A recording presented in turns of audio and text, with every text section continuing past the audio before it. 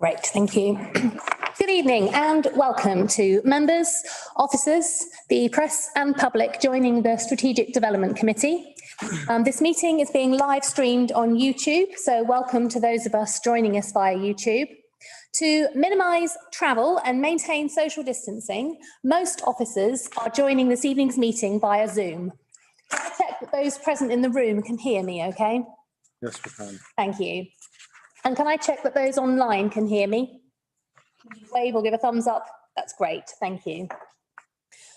My name is Councillor Rachel Tripp. I'm the chair of the Strategic Development Committee. As a reminder for members in the room, when you're speaking, can you please speak clearly and loudly so that the microphone can pick up what you say? And for those joining by Zoom, thank you for keeping your microphone muted if you're not speaking. I'll now ask members and officers to introduce themselves, starting with those in the room, and then moving on to officers online. And I suggest, as usual, that we go in the order in which officers appear in the agenda. Hello, my name is John Morris. I am the Councillor for Plaster West and Kennington East, and I am a member of this committee. Councillor Mumtaz Khan. I'm Councillor for Green Street West. Thank you.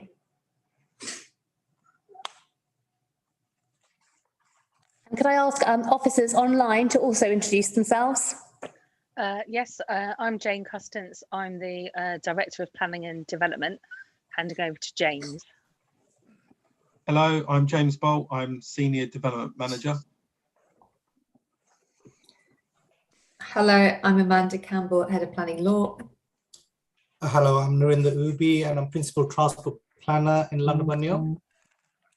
Hello, I'm Marina Lai, Principal Planner in Planning Team. Hi there, I'm Dan Legg. I'm Principal Planner in the Planning Team at Newham.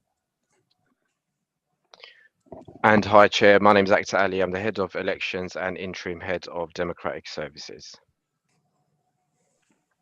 And we've got Toby Johnson with us.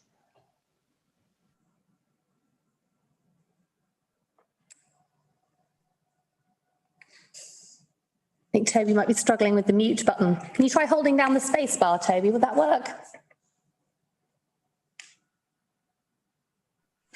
Apologies, as if I've never done it before. I'm Toby Johnson. I'm chair of the Design Review Panel. Thank you. And do we also have Claire Sykes with us for the last item, or is that being presented by someone else? Claire will be presenting. She's not here at the moment, so she's probably going to be joining a little bit later. She is at the end of the agenda, so that is actually very sensible. Right, thank you. I'd like to remind members that when we take a vote, it's by way of raising our hands so they can be physically seen and captured on screen. Item 1 is apologies. Have we had any apologies, Pauline? Yes, Chair, we've had a number of apologies from Councillor Joshua Garfield, Councillor Colleen Parkway, Councillor Harvinder Singh Birdi, Councillor Mohammed Ghani and Councillor Mazua Alam. And I think we are still hoping that Councillor Sally Pontin will join us. I expect that she has been caught in traffic. So as usual, if she doesn't join us partway through an item, she won't be able to vote on that item, but can vote on any items that she's here for the whole duration of. We've not been notified of any substitute members attending this evening. Item 2, are there any declarations of interest? No, Chair. Thank you. Item number 3, determining planning applications. Members are asked to note the advice from the Head of Legal Services on determining planning applications. Is that noted? Noted. Thank you. Item 4, announcements from the Chair. We've received the following requests to address the committee. Could the speakers please identify themselves when I call out your name? So for item 5, the land at Leslie Road and Freemasons Road, I have Ben Wrighton. No, that item 5 is the former Dewson Site Grove present. Oh, I'm sorry. I don't think. Oh, okay, yes. On my list here, I think I've got. Yeah, Chair, my apologies. Chair, if I may, it could be the case that Mr. Wrighton is no longer intending to attend following an upcoming request we have regarding item 5 to withdraw that from the agenda. That makes sense. Sorry, I've made the wrong title on my notes here. I'll carry on. Item 6 is indeed the land at Leslie Road and Freemasons Road. Do we have James Cross joining us today? Hello, Chair. Thank you. Also, Richard Chalmers?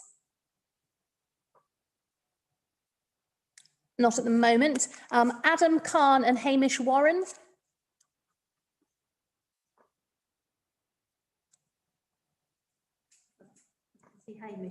I can see Hamish Warren, but you're on mute. Sarah Firth? If you are on the call and I say your name, if you could just unmute yourself for a moment, just so we know the technology is working. Was that Sarah Firth? Yes. Great, thank you. I can't quite decide whether we have a good connection, but perhaps we'll come to that when we get to your item. The next name I have is Dan Jessen.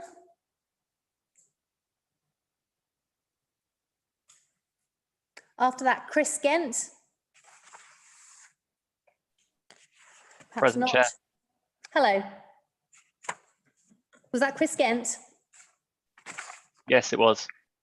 Great, thank you very much. Next, Rob Morehouse. Yes, Chair. And could I just clarify something quickly, Chair, for me? So the intention is for James Cross to provide a short presentation. You'll notice there's quite a lot of the team here, the names you're going through now, and we're happy to answer any queries on the application. No, that's absolutely ideal. That's fine by us. You'll be given 5 minutes. Perfect. Thank you. A presentation by one person and then availability for questions is just what we like. Thank you. Correct. Thank you. And I also have Andrew Cartmell. Yes, good evening, Chair. Lovely, thank you. And for item 7, the Showcase Cinema, Jenkins Lane, I think we have some applicants in the room. Do we have Max Freeman? Yes, Chair. And Kirill Malkin? Thank you. Andrew Murdoch? Hello, Andrew. And Rachel McGall? Thank you. Item 8, Vicarage Primary School. Sorry, Chair, there's one other team member, but we don't have the name. We don't have a name. No, I'm sorry. Hamish, last minute from Demol. Thank you. Item 8, Vicarage Primary School. I know there was some uncertainty as to whether we would be joined by an applicant. Do we have anybody here to speak on item 8?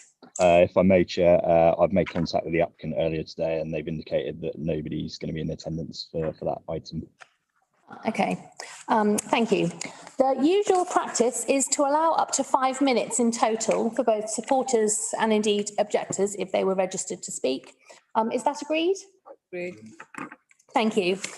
And can we agree the remainder of the order of business as outlined on the agenda? And James, did you have an update to the order of business? Chair, there is an update paper which I forwarded this afternoon. Pauline, could you confirm if those have been printed out and are available for the members? Yes, James.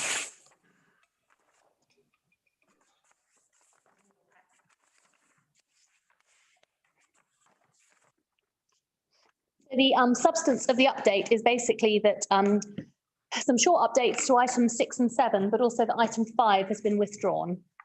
So with that noted, can we agree the rest of the order of business? Agreed. Thank you. And we also note the officer update report. As ever, please note the full consideration and planning assessment of matters is covered comprehensively in our committee reports. I know we've had full regard to the committee report, so the officer presentations will be a summary of the key issues only. So may I please call on the applicant team for item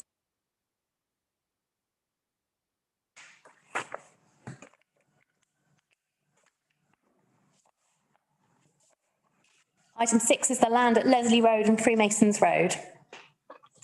Okay. Good evening, Chair. Good evening, committee. My name is James Cross. I'm a Senior Development Manager in the Council's Affordable Homes team.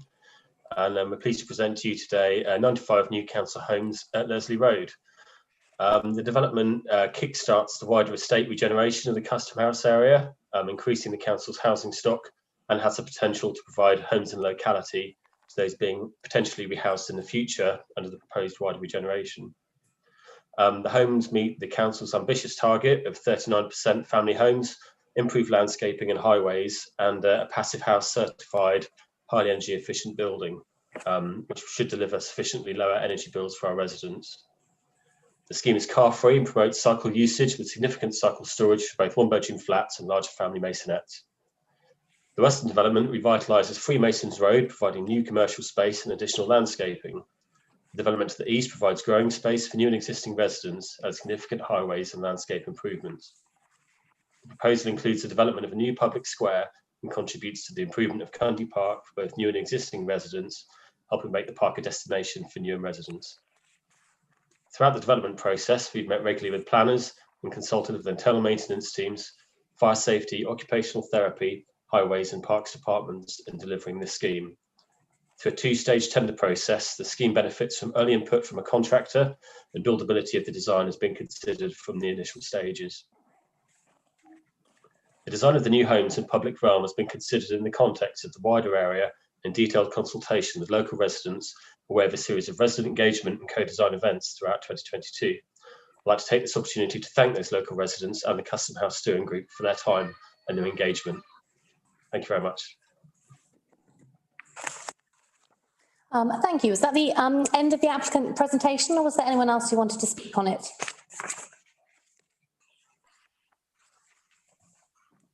I'm going to take that as being the end, in which case, could we please move to the officer presentation, and then we will move on to discussion and questions. Sure, thanks, Chair.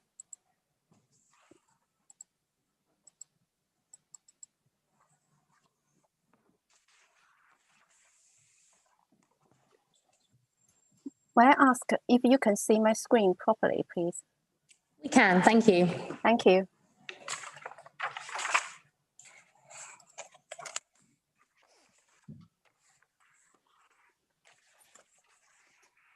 Good evening, Chair, councillors, all the members and officers. The application I'm presenting now is the development at the land at Leslie Road and Freemasons Road.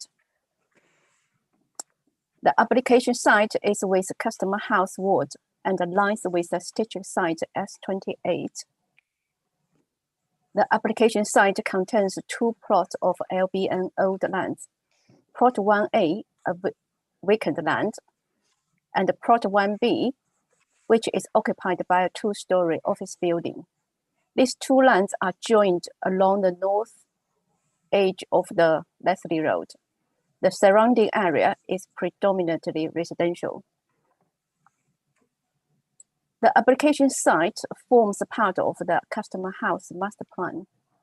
On 5th July 2020, Cabinet resolved to agree a master plan proposal for Customer House Phase 1A, which will deliver around 700 new homes, refurbishment to 60 existing dwellings, a new healthy hub, and up to 4,000 square meter commercial floor space. The application site is identified as the first phase of the delivery of this wider master plan. Plots 1A and 1B provide the opportunity for early delivery of affordable homes. The proposal is for demolition of existing buildings and the redevelopment of the site to provide a total of 95 residential units arranged across 3 residential blocks, and in addition to 141 square meter of non-residential floor space and associated landscaping, public realm, access, and highway work. A number of planning issues have been identified to be considered under this application. Detailed planning assessment to each of the planning issues are stated in the committee report. The presentation today will focus on 6 main issues: principle of development, housing, design, landscape, public realm, impact of amenity, and transport. Of course, members are welcome to ask any question related to other planning issues. Moving to principle of development. The surrounding of the site is predominantly residential in character.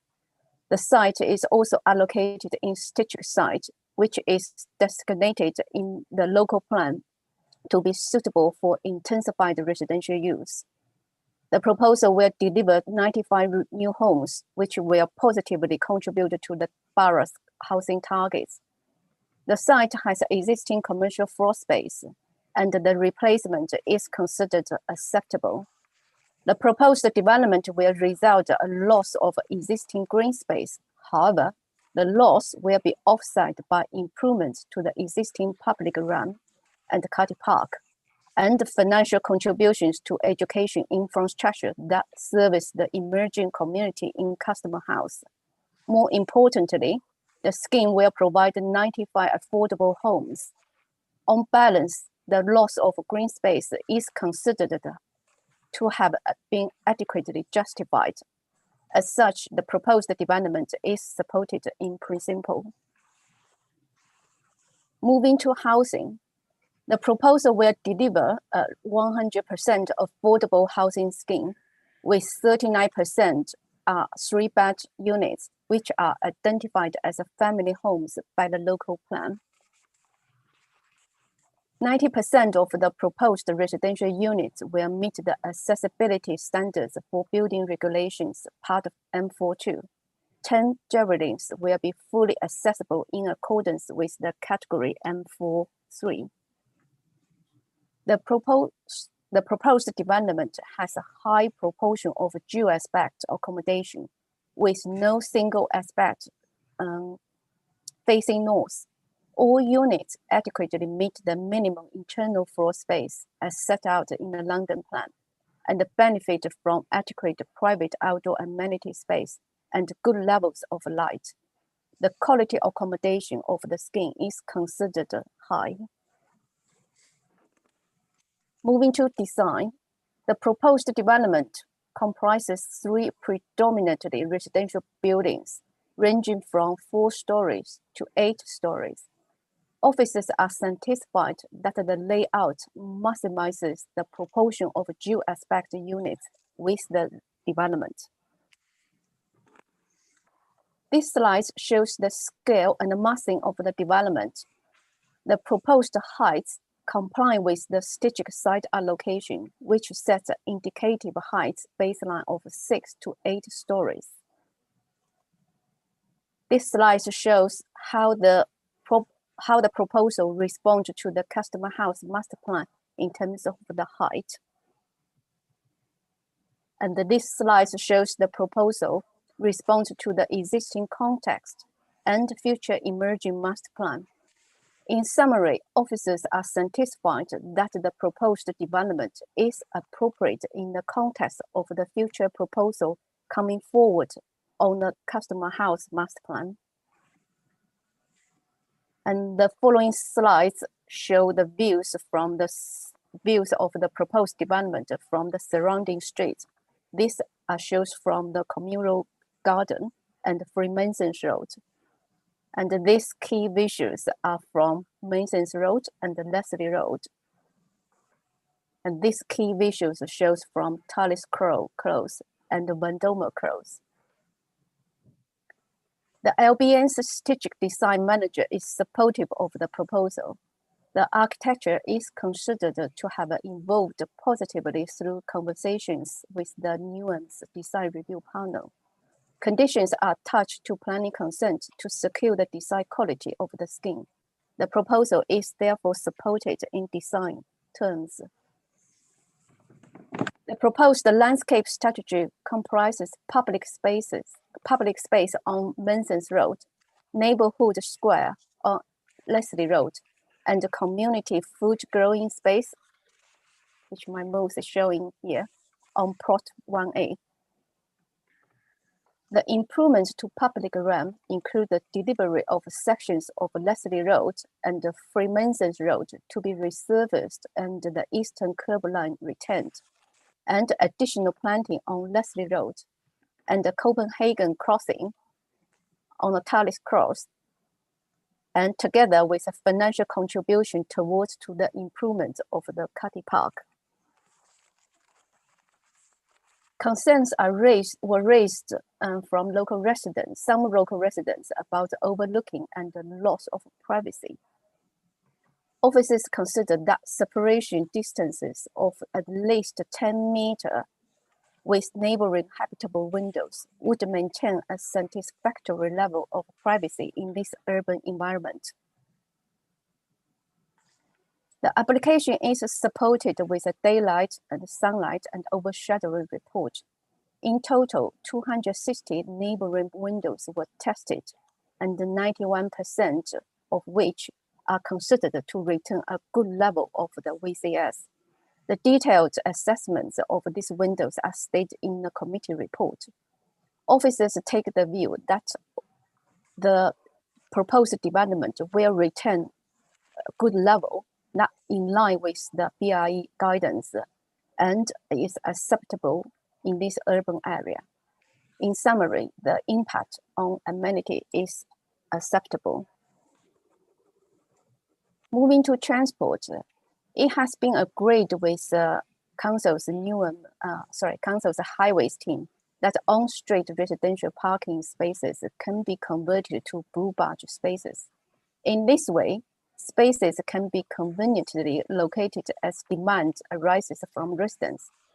All accessible units are with Prot 1A, and the residents' parking base identified on Leslie Road and Shuttle Road adjacent to the Prot 1A could provide up to 10% of residential units with a blue badge parking space.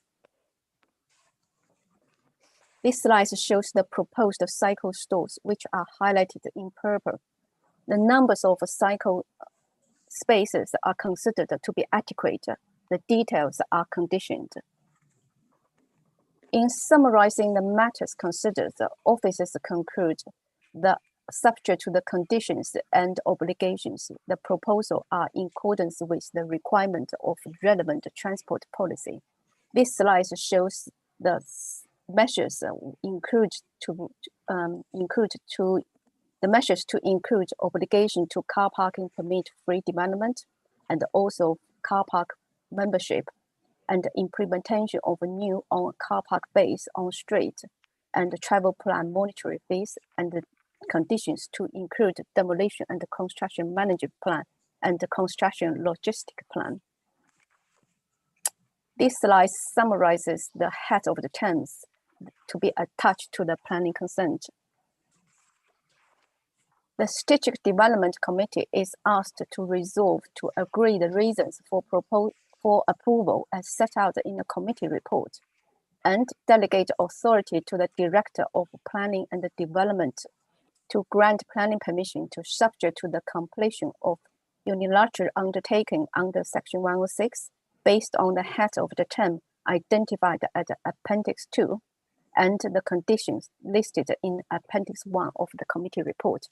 Thank you. Thank you, Marina. Could I ask you to stop sharing your screen? In fact, I think I can see that you're doing that. Thank you. We now move on to questions and discussion. Councillor Morris, I see your hand. Hi, so I just wanted to note some of the DRP's notes.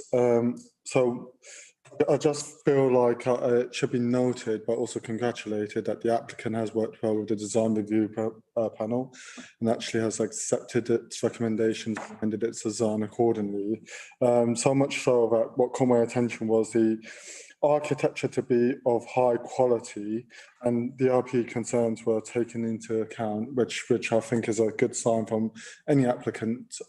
So I think LBN should be congratulated for that. So I have two questions, if the chair would indulge me. Of course. On page 53, it notes that the design review panel would prefer it if sites, if I remember correctly, 1B and 1C should be constructed together because it would make it much more easier to build together and design accordingly. So I guess my question is, why was the decision to construct 1A and 1B instead? And that question is to the applicant.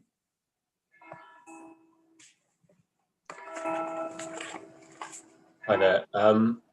Thank you for the positive feedback on the scheme. Regarding 1C, that building is not currently in the council's demise. It's currently owned by a third party. There is an indicative design that will be put forward as part of the master plan, but at this point in time, it wasn't able to bring forward and delivered at the same time as 1A and 1B, unfortunately. Just have a follow-up question to that. So if we don't own it, how would we purchase it in the first instance to build building 1C? I mean, why would we design a building for a piece of land that we don't own?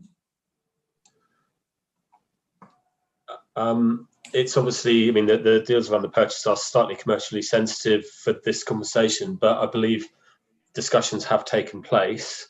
I do believe the principles that will be potentially agreed in the master plan, which will be submitted for planning later this year, will apply to the owner of that building, whether it's the council in the future or another developer. They'll be expected to deliver the principles of that master plan on their own building.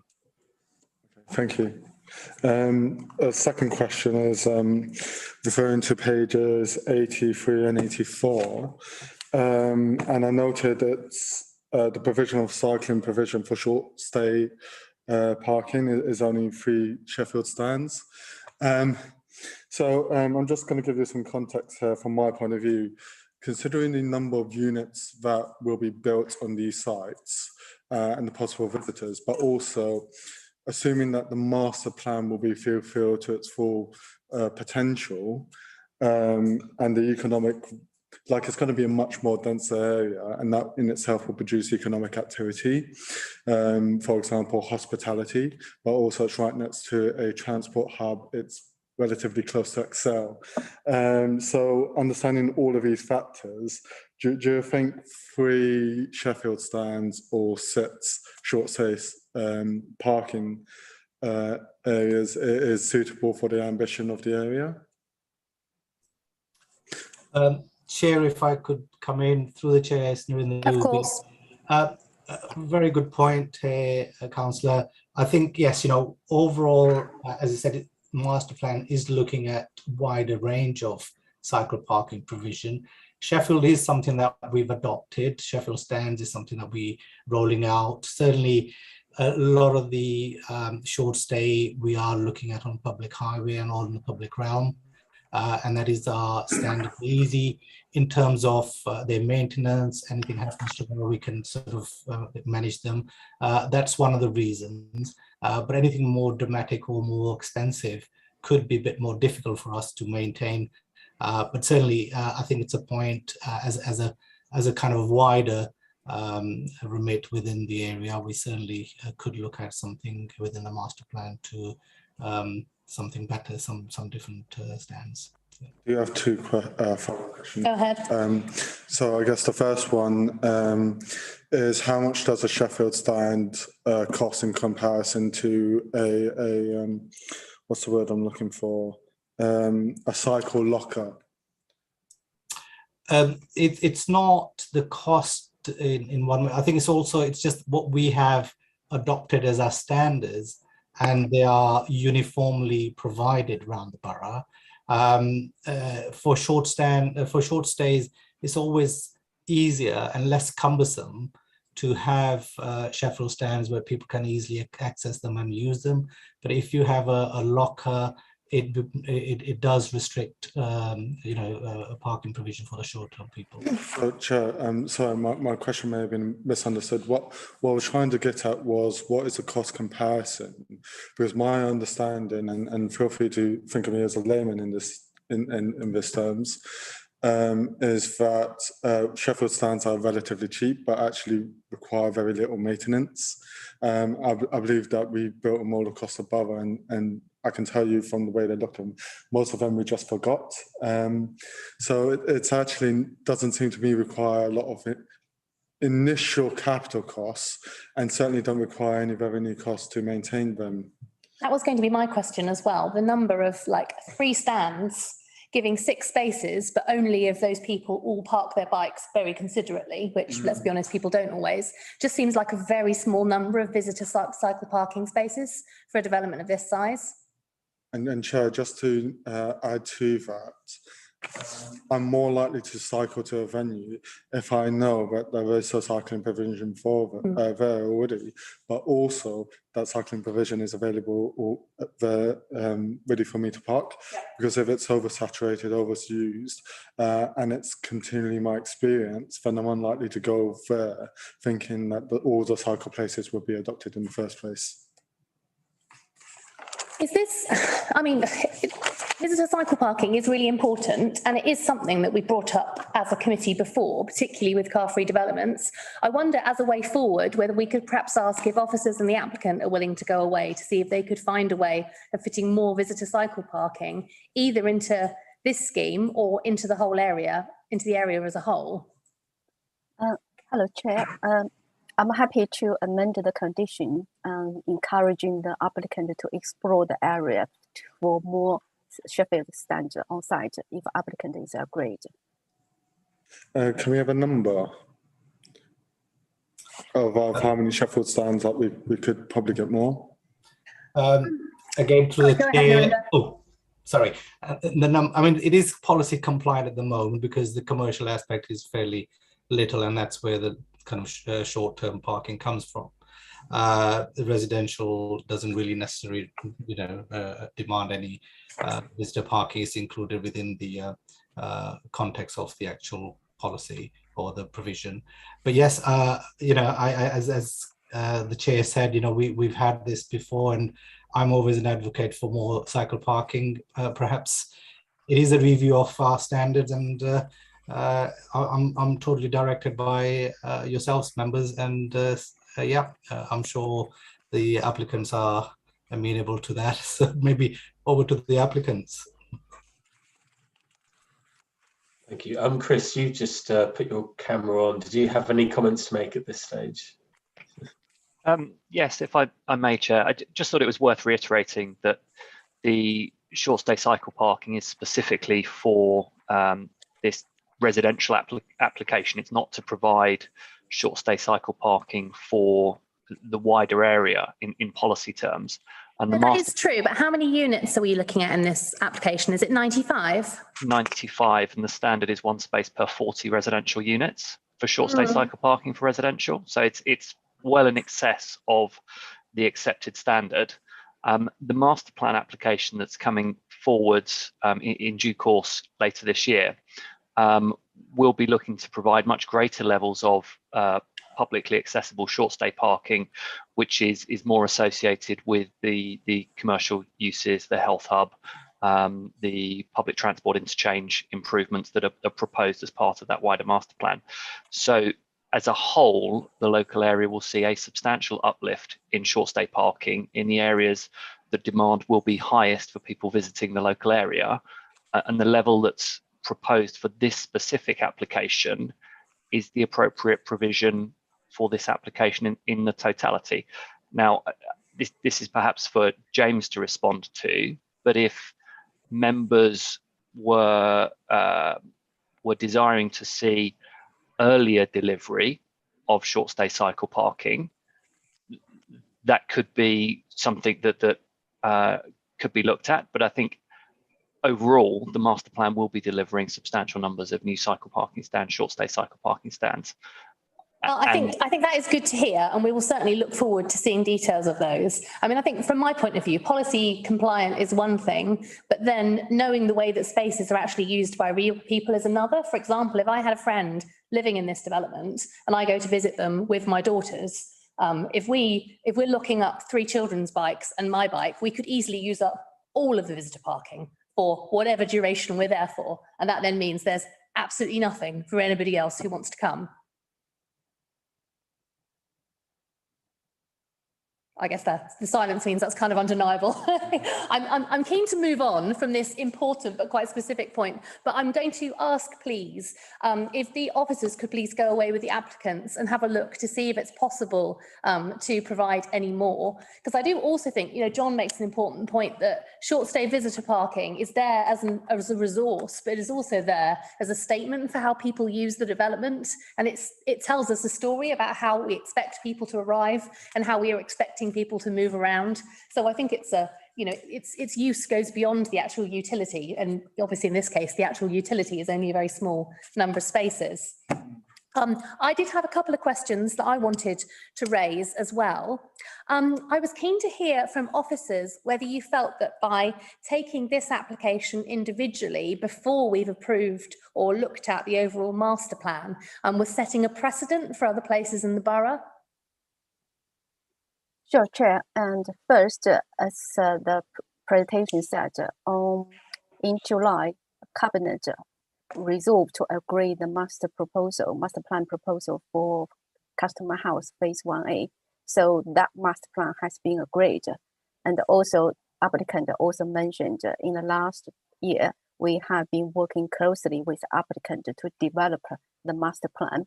So the master plan has also agreed and approved by the design and review panel.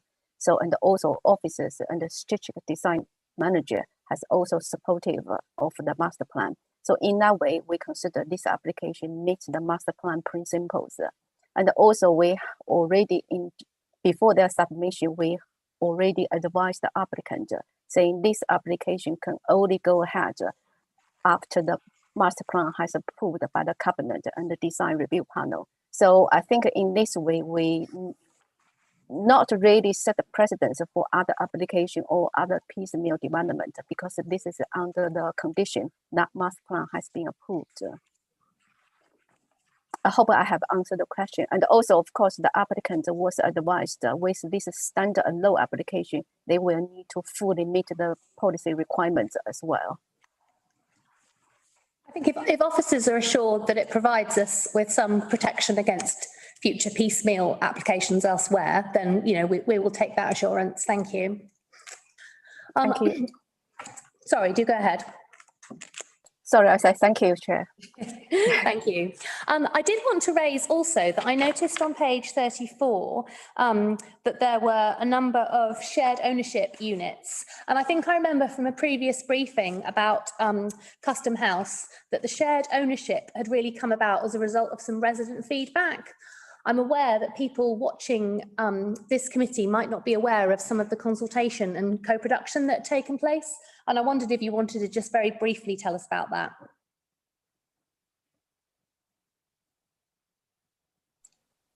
Sure, Chair.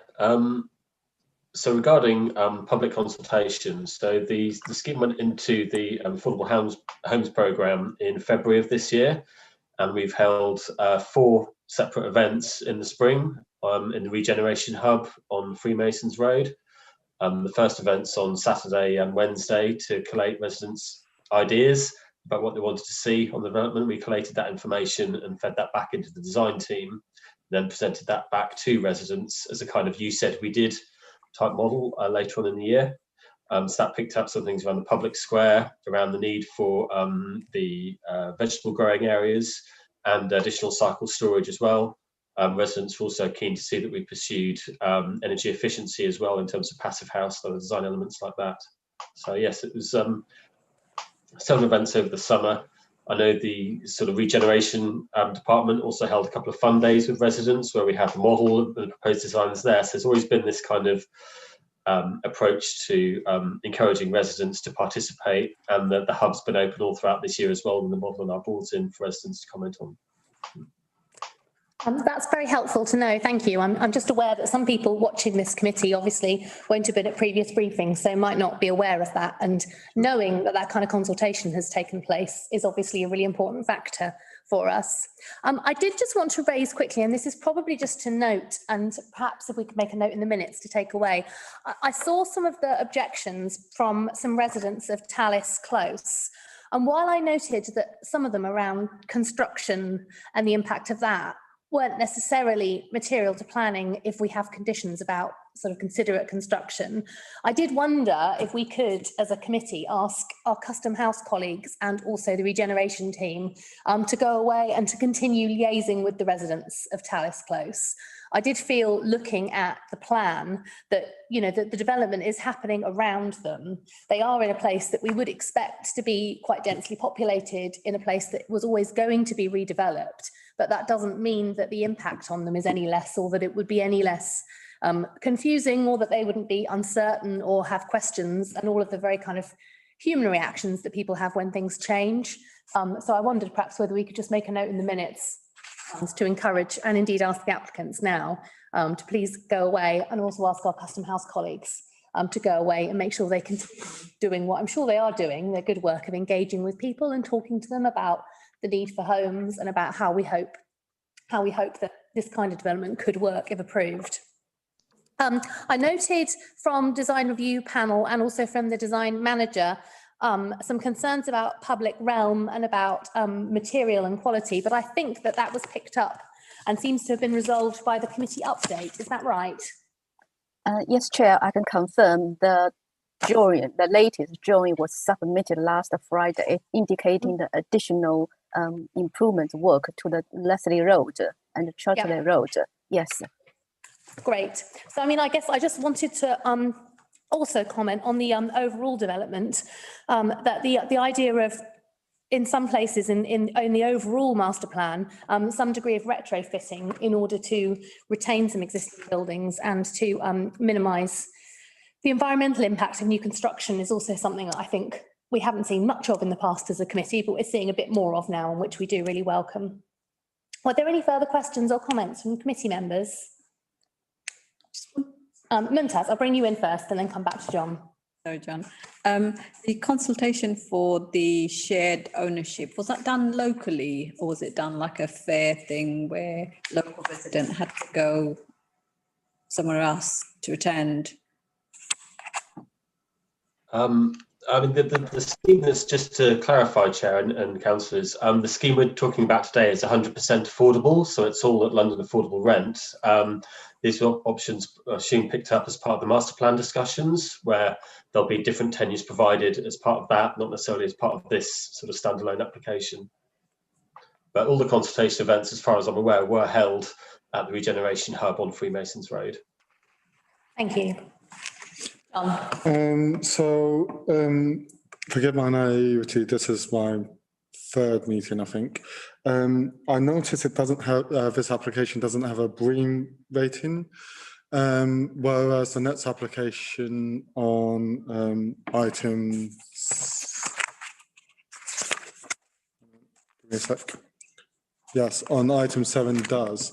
Can I ask why is that? Sorry, Chair, may I? Yeah, sorry. First, yes, this is mainly a residential scheme, because BREEAM is only applies to the commercial schemes. So for this one, because the commercial floor space is so minor, it's only 151 floor space. So that is no BREEAM condition is posed. Okay, just one more question. So, I may have just skimmed through it, but if I remember when I first read the report, there was a concern about green space and the taking away of the allotment to build housing.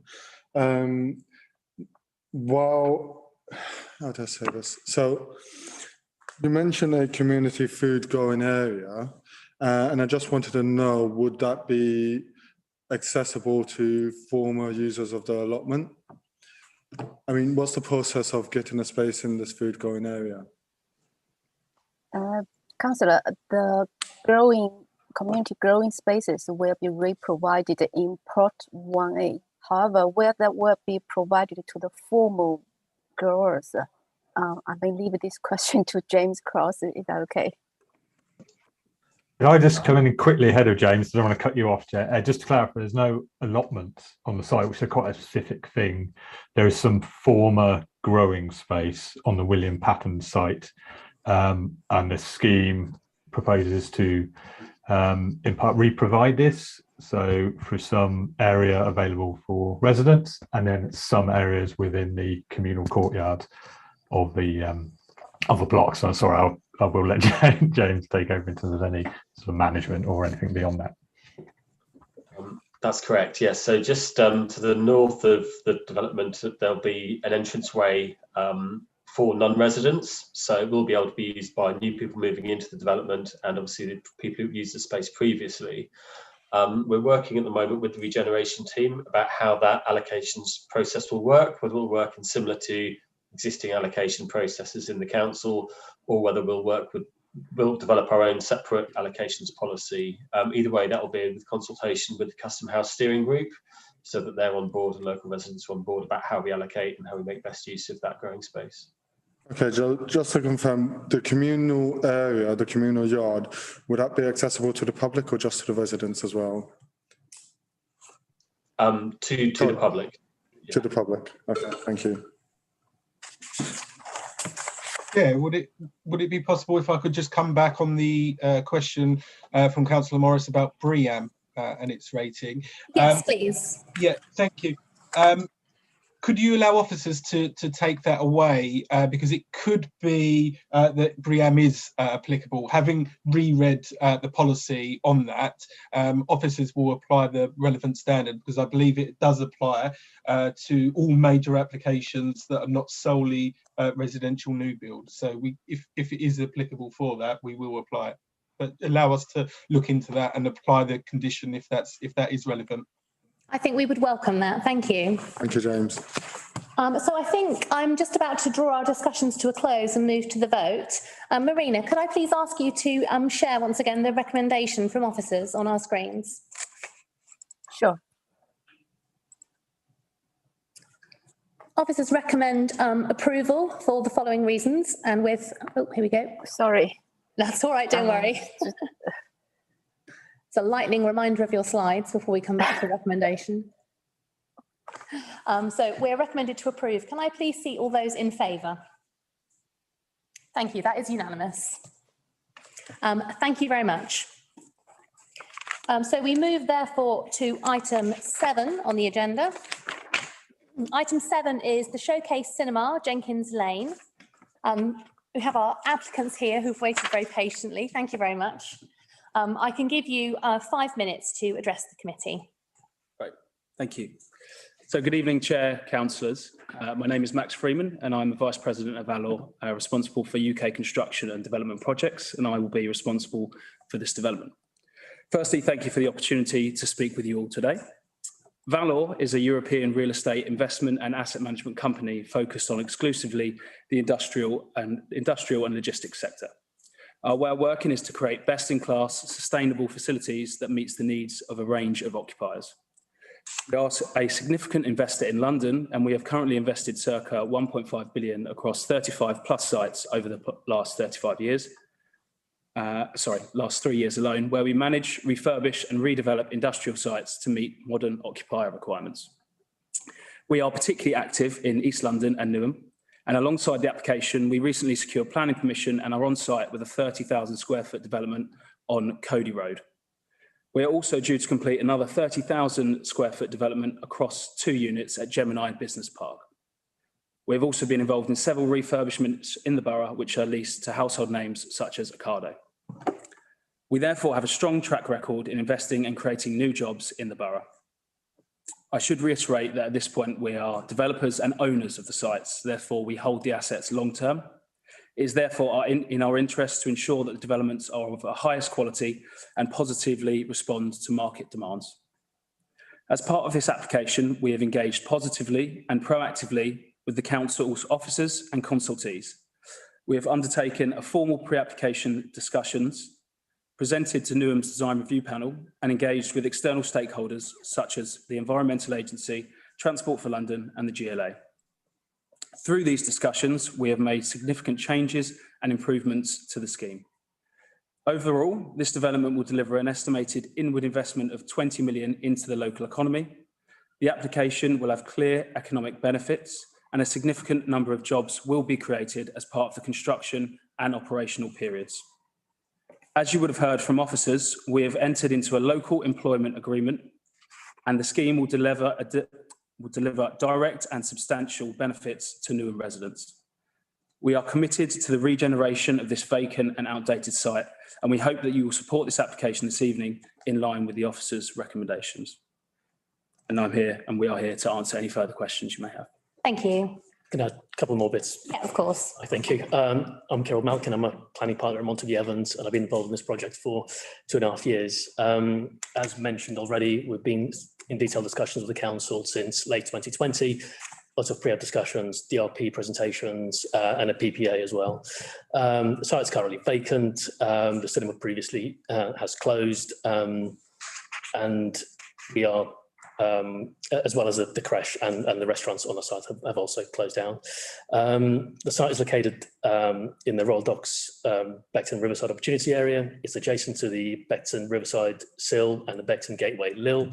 So it's therefore within an established industrial and warehousing location. It will reinforce the area's function as an important industrial location to serve Newham's and London's growing economy. The principle of this development is acceptable, as has been confirmed by your officers and the GLA, and the scheme will deliver significant socioeconomic benefits. We've made a number of positive changes to the scheme since we submitted the initial pre-application discussions, including the reduction of car parking spaces from 161 originally to 80 total. We have a total of 116 cycle parking spaces, and this far exceeds the London plan requirements of 64 spaces. We'll also be providing electric vehicle charging as part of the development. As mentioned just now, the application will be BREEAM Excellent, and it will be carbon net zero. There are substantial biodiversity benefits. It'll be providing an uplift of 100% in terms of biodiversity uplift, and there'll be a total of 215 new trees planted across the site. As part of discussions with the Environment Agency, we're proposing a intertidal river terrace, which will contribute to the marine biodiversity. Effectively, it's one of the first, if not the first, project of such time to be developed, to be delivered by a commercial developer. It'll have a significant improvement to the marine biodiversity within that part of the river. From an economic perspective, we are estimating 308 jobs during the construction period, a total of 210 FTE equivalent jobs at the operational stage. There are significant material benefits that the application will deliver, and we hope that members will support the application in line with the officer's recommendation. Thank you. That is exactly 5 minutes. Thank you very much. That's a bit. Sorry. Can I please ask for the officer presentation, and then we'll move to questions and discussion. Sure, thank you, Chair.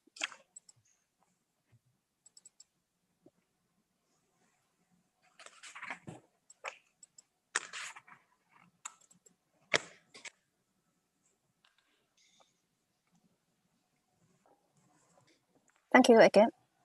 So the application I'm presenting now is the development at the Showcase Cinema, Jacobs Lane.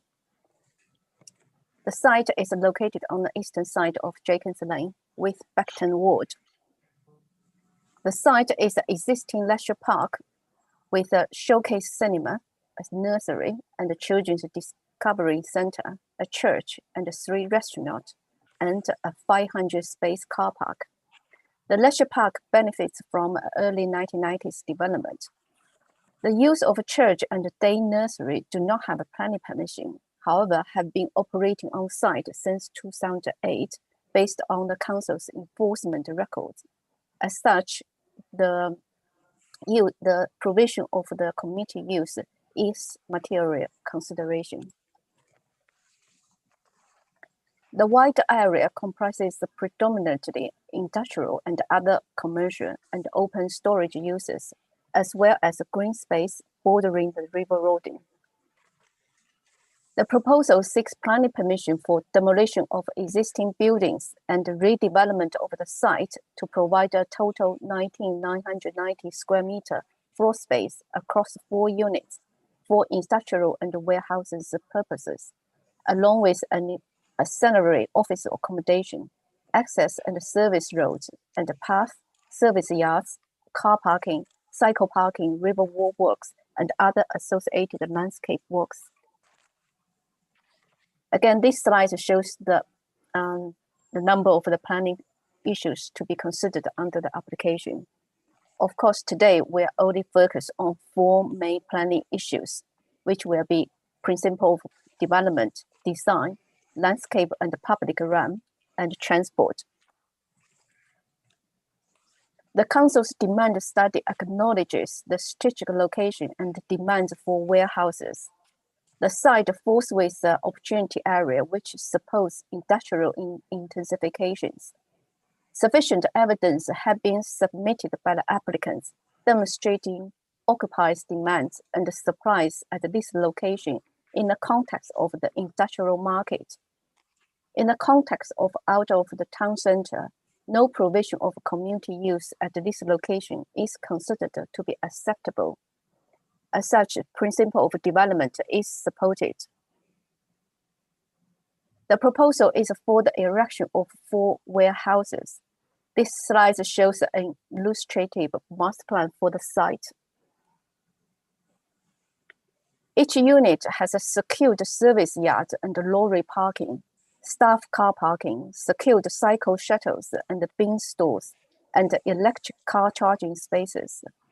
The proposal will provide a cycle parking for 116 spaces on site and 80 spaces car parking, including 8 blue beige parking spaces. The table provides a summary of the breakdown of the floor spaces, car parking, and cycle parking spaces to each unit. So this slide shows the key visuals of the development from Jacobs Line. The proposed units are designed to be steel-framed, single-storage warehouses, which are sized to suit the operational requirements of occupiers. At the planning application stage, the scheme has been amended to respond to the design comments raised by the LBN's Strategic Design Manager and DRP. LBN's Strategic Design Manager has reviewed the amended scheme and considered that architecture and appearance are of acceptable quality. The proposal is supported in design terms. The existing condition of the landscape on site is considered poor. The proposal will provide a pocket park with seating and wide flooring meadow areas on the north side of the site, and the buffer plantings with shrubs and new trees along the boundaries of the site, including the connections to the adjoining open space and the riverside areas.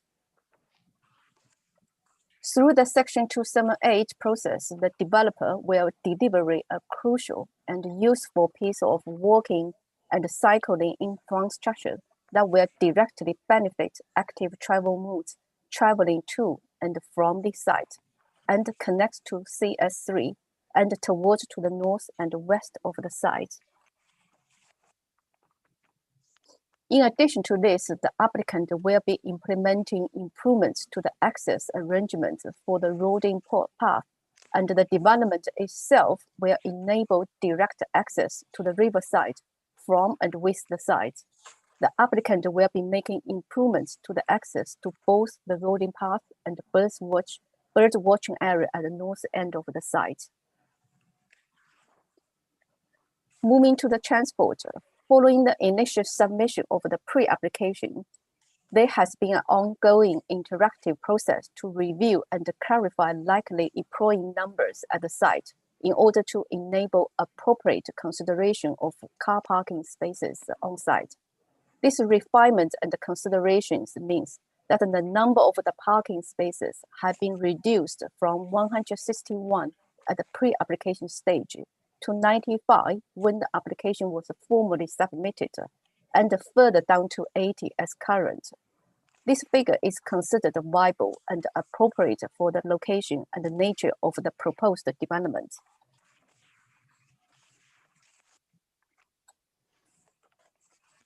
The transportation team has reviewed the proposal and do not object to this application. And the conditions and measures include the car parking provision and the manager plan, travel plan secured by condition, and conditions requiring the details for construction and demolition management plan and construction logistic plan, and facilities for electric vehicles and serving and delivery management, travel plan monitoring fees, and public realm improvements towards the cycle connections and the riverside works secured by Section 278 agreements. Subject to the condition and obligations, the proposals are supported in transport terms. This slide summarizes the head of the terms. The Strategic Development Committee is asked to resolve to agree the reasons for approval as set out in the committee report and refer this application to the Mayor of London as a Stage 2 referral and subject to the Mayor of London advising that he is content to allow the council to determine the application itself, delegate authority to the Director of Planning and Development to grant planning permission subject to the completion of a legal agreement under Section 106. Based on the head of the terms identified at Appendix 2 of this report and the conditions listed in Appendix 1 of this report. Thank you. Thank you, Marina. And welcome, Councillor Sally Pontin, who's joined us. My apologies for being late. Got kicked off the train at Plaistow, coming from Hackney. Since Madeline's joined us partway through this item, she'll be sitting in with us but not voting, but will be able to participate in the next item. Can I ask if there are any questions? John? I have a few comments, but one particular question that interests me. So on page 164, the red outlined, that's the freehold that your company owns. Effectively, yes. I believe the red line includes also the highways land, which obviously is council owned. It's adopted highway. But yes, the remainder of it. So I'm actually quite interested in the road and footway and the Riverside Walk. So is that land you own, or is that land you improved as part of the application? That's land we own. Are you talking about, sorry, the actual footpath and the Riverside? Yes, that's land we own, and there is an existing Riverside Walk there, and we're looking to improve that as part of development proposals. So I'm going to go to some of my comments. So I actually think it's a very good application. And actually I'm just trying to think of the correct words here. You went out of your way to meet the criteria of this committee and this London Borough of Newham. I'm speaking for myself and my relatively inexperience. I do think it's a good application. I am, however, concerned about access to blue infrastructure, so the Riverside Walk and access. And while I do think you have been quite generous and your application has been quite generous, there's no guarantees that future managements or even future owners will be. And I just wanted to know what guarantees the local authority has that enables access to the road and footway and to the nature reserve.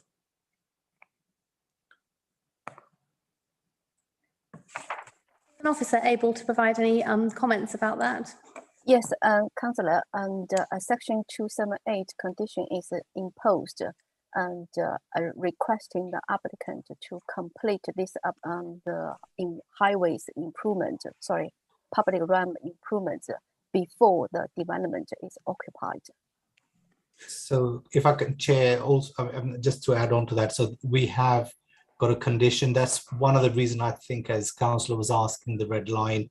So a lot of the highway works and the access to the river frontage is something that we will probably be adopting. I mean, that's something we're working on. So we will look at the commuted sums in terms of the maintenance of that as well as part of the Section 278. So that will be an agreement that is now set up and which we will have more details as going forward, because planning is, as you know, Chair, is one aspect. Then the highways have their authority and they work separately to that, and they will be looking at delivering those and hopefully adopting those, and the maintenance of those would be kept with us. Yeah. Okay. So just can I add a few comments? So I actually used to work in the area, and I know for a fact that it is a destination where people cycle to, and not just from Newham, but also from Barking and Dagenham. And I think we should remember that people will be coming out of the borough from Havering, Barking and Dagenham as well. And actually, I would like to commend the provision of shower facilities to workers, because I do know, having worked in the local area, it's nice. It's good cycling infrastructure to get there. The problem is you end up once you're over there, you actually end up quite sweaty, which is uncomfortable. And I also welcome the improvements to the public realm that allows more attractive journey to the nature reserve. I actually, during lockdown recently, during one of the lockdowns, actually visited the nature reserve, and I can tell you that while the nature reserve was welcoming, actually going through this very estate was not, which actually brings me to another question. I note that one of the deterrents from antisocial behaviour in the area where I believe it's a hotspot is passive surveillance, but also CCTV. My question is, what deterrents are there to prevent antisocial behaviour on the Roden Riverwalk footpath? In part, I suppose, so that's the plan. We've got an office core which looks over the river, so that goes towards that as well. And in addition to that, we've got a pedestrian footpath which is to the north of the A13 as well, which kind of will provide activity. So I think it's just the more activity, I guess, you provide, the more natural surveillance will increase. Monitored by CCTV as well. I mean, I would know. Sorry, Maria. Come on. Sorry, Councillor, just, yes, sorry, can I just begin? First, we have imposed a condition for the design secured by crime. Secured by design condition, yeah, addition. So, yeah, that is the issue raised by the Metropolitan Officer as well. So I just want to, yeah, so that we will look at these CCTV details. And second, I would like to mention this site will operating 24 hours.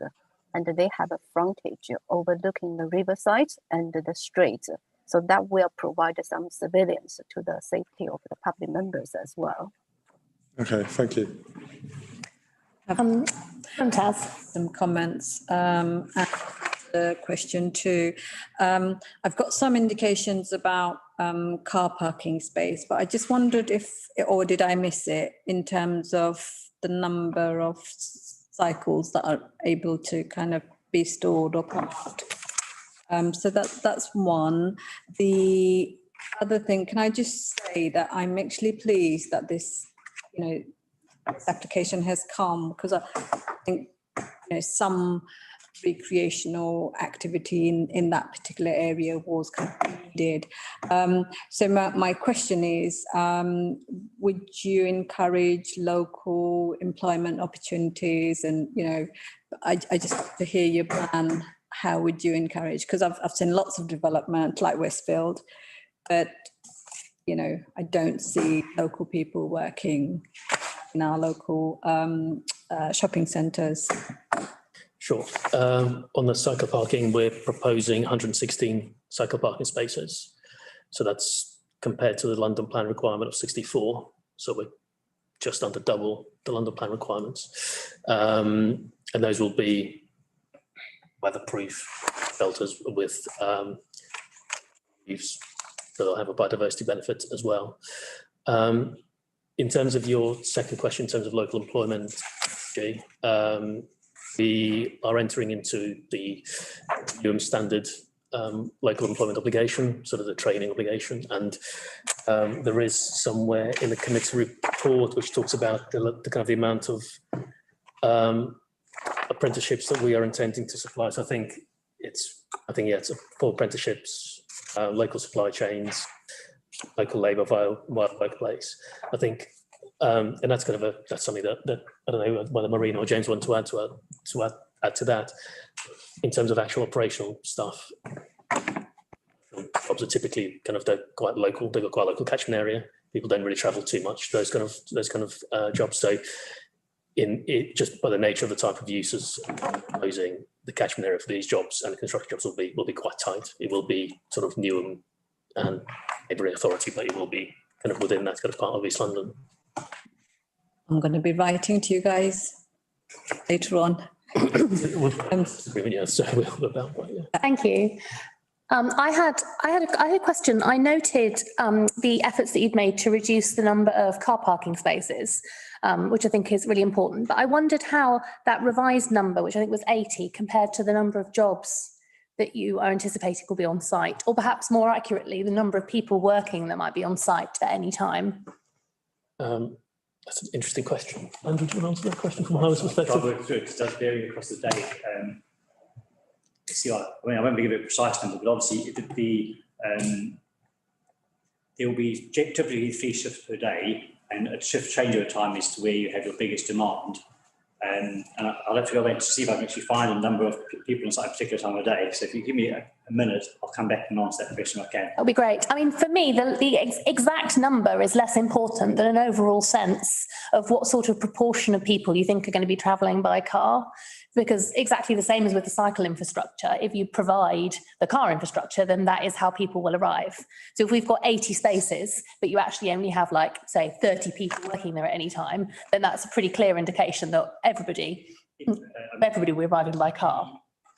So without getting too precise numbers, effectively, if you work on about 25% mode share to car, which is quite low for the borough, you maybe just basis for that at shift change time.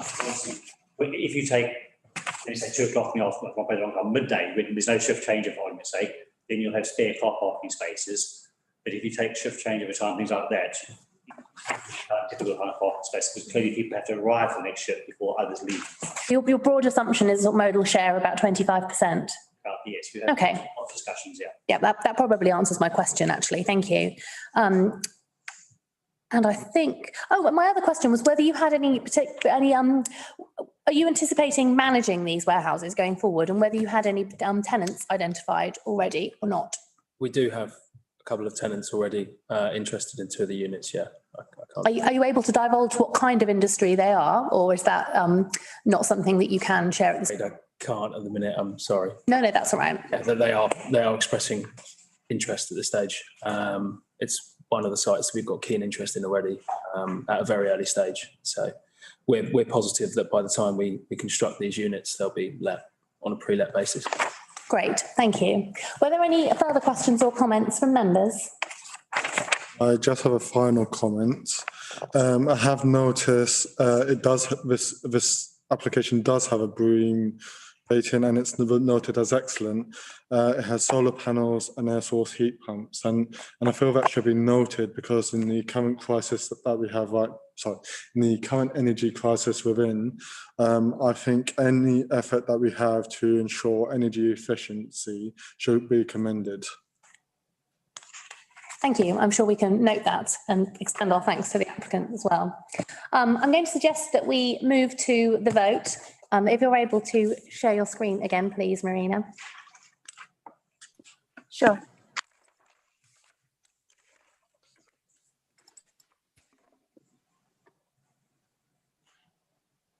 Thank you. Again, we are asked to resolve to approve with all the details that are added here for our reference. Can I please ask, are those members in favour of this recommendation to raise your hands? Thank you. That is unanimously approved. Thank you very much for coming. You are, of course, welcome to stay for the rest of the committee, but we will forgive you if you want to sneak out and enjoy your evening. Thank you very much. The next item on the agenda is item number 8. This is Vicarage Primary School, Vicarage Lane. Thank you, Chair. I'll share my screen if I may. Sorry, just one moment. I have a note from the clerk. Because there's a late arriving member, do they have any interest? Thank you. Yes, Councillor Sally Pontin, as you'll be joining us for this item, do you have any interests to declare? No. Thank you. That's just important for the minutes. Thank you very much. Apart from my undying interest in planning law. Of course. I'll just give one moment for the applicants for the previous items to make their way out.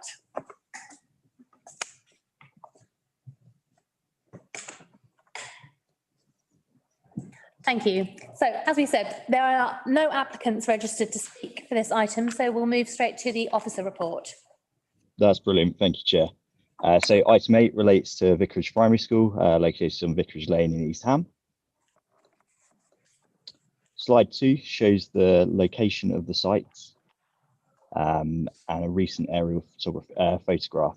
The site is located within a largely residential area with dwellings located to the north on Whitehorse Road, east on Vicarage Lane and west on High Street South. To the south of the site. Sorry, may I interrupt? Your screen has for some reason come out in sort of portrait mode, and then the slide itself is quite small within that.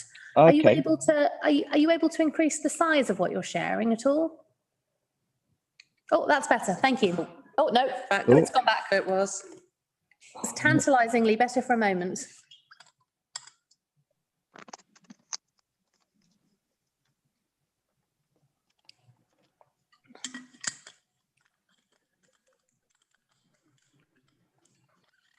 We can see the slides, but we can see your whole screen. Is that any better? Not yet. We're seeing the whole of PowerPoint, if you see what I mean. So we can see the list of slides down the side, rather than having viewing the slideshow. Then if you come out of it again and then go back, just come. It's possible that being a planner who's got a screen that's like that. That does seem a bit better to me. That's a lot better. Yeah, that's a lot better. Yeah. Let's carry on like this if we can. Thank you.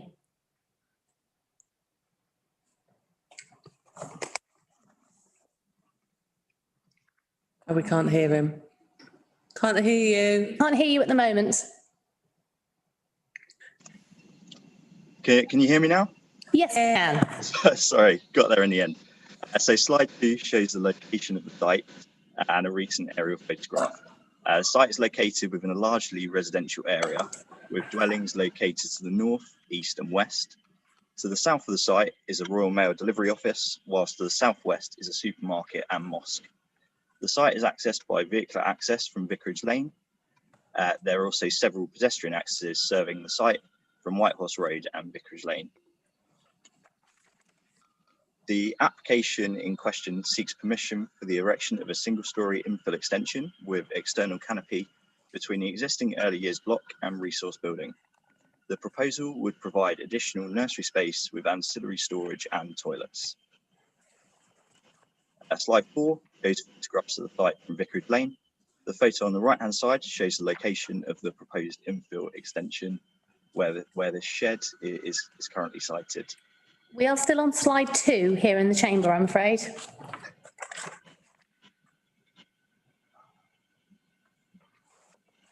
If I come out and share again. Try once more with feeling.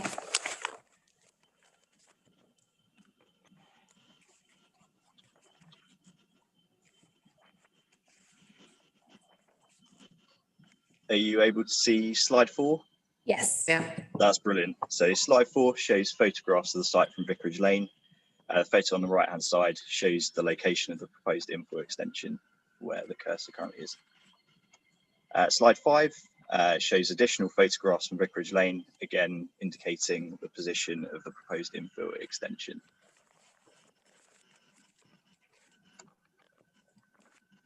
Slide 6 here shows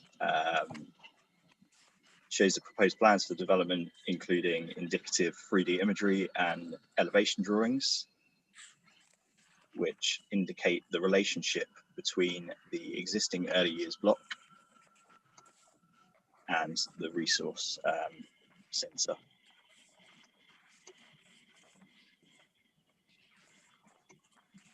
In terms of the principle of the development, the use of the site for educational purposes is well established. The current development plan is supportive of providing additional educational and community facilities to ensure the current and future needs of the borough are met. The proposed extension reflects the need for additional capacity and will accommodate an additional 30 pupils. The area of green space designated for education on site would be unaffected by the proposal, and whilst a small area of playground would be lost as a result of the infill extension, sufficient levels of play space would be retained. Furthermore, the benefits of any additional high quality classroom capacity would outweigh the minor loss of playground. As such, the principle of development is supported, subject to compliance with other planning considerations.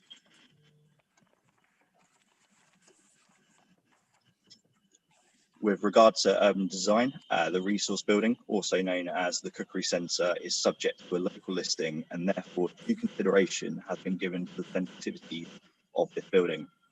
The proposed infill extension originally sought to wrap around the principal elevation of the Cookery Centre. However, following amendments to the design of the extension, the facade of the Cookery Centre would be retained, and officers are satisfied that the significance and value of this building would be preserved. Scale, massing and appearance of the proposed extension would be consistent with the early years building, and therefore would complement the existing built form and enhance the identity of the school. Conditions are recommended, given the sensitivities of the locally listed building, to ensure that the proposed materials, the finish to window and door openings, and hard and soft landscaping are of high quality. Subject to these conditions, the design of the scheme is supported. With regards to residential amenity, by reason of its single-storey nature and position relative to neighbouring dwellings, there would be no unacceptable impact in terms of loss of light, daylight or sunlight.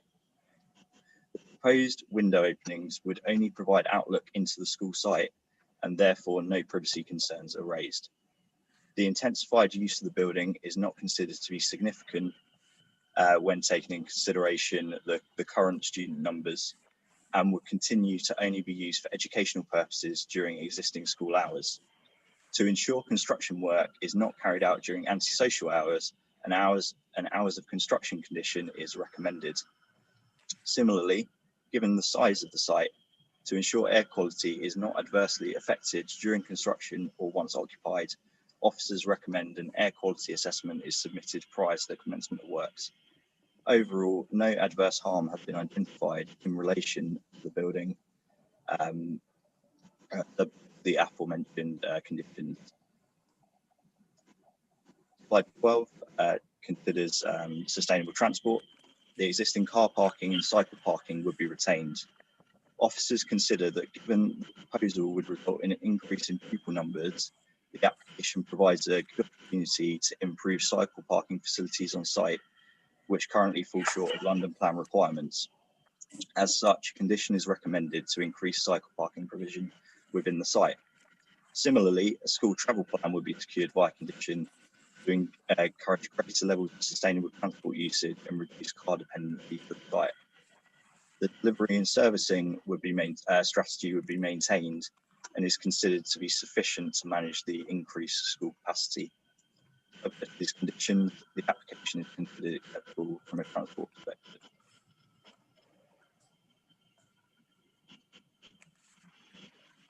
The proposal is considered to meet satisfactory levels of accessibility with double leaf entrance doors, accessible toilets and a logical layout. As such, the proposal is supported with regards to accessibility. The application site is located within flood zone 2 and 3 and also within a critical drainage area. The application has therefore been accompanied by a flood risk assessment as per the validation requirements. The level of risk for groundwater and surface water flooding within the site is currently low to moderate. The development area is permeable in nature and the proposed extension modest in footprint, and therefore it is unlikely that the development would exacerbate the risk of flooding within the site or surrounding area. However, to ensure that the adequate attenuation measures are in place and flood risk is mitigated, a surface water drainage condition would be secured as part of any approval. Up to this, the proposal is supported in relation to flood risk.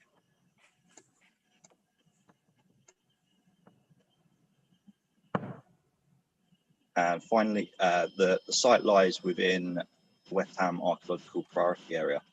Archaeological assets in the form of drainage and land ditches have previously been revealed on site, and the location of the proposed extension has the potential to impact upon the medieval remains which have previously been identified.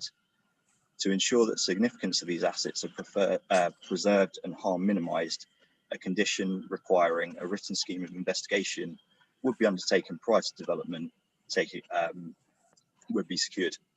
Subject to this condition, the application is reported in relation to archaeology.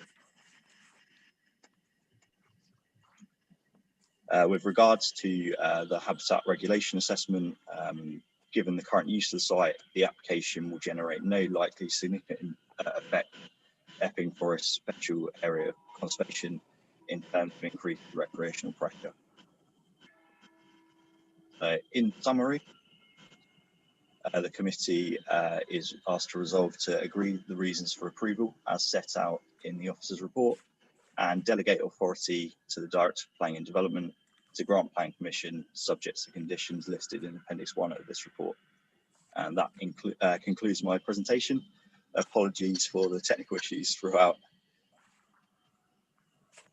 Thank you. If you could possibly stop sharing your screen, and then I will bring in Councillor Morris and then Councillor Sarli-Pontin. So a few comments. One, I'm a big fan of infill and intensification. However, I have noticed on page 247, the cycle spaces is below the London standard. And for school, I'm actually quite disappointed.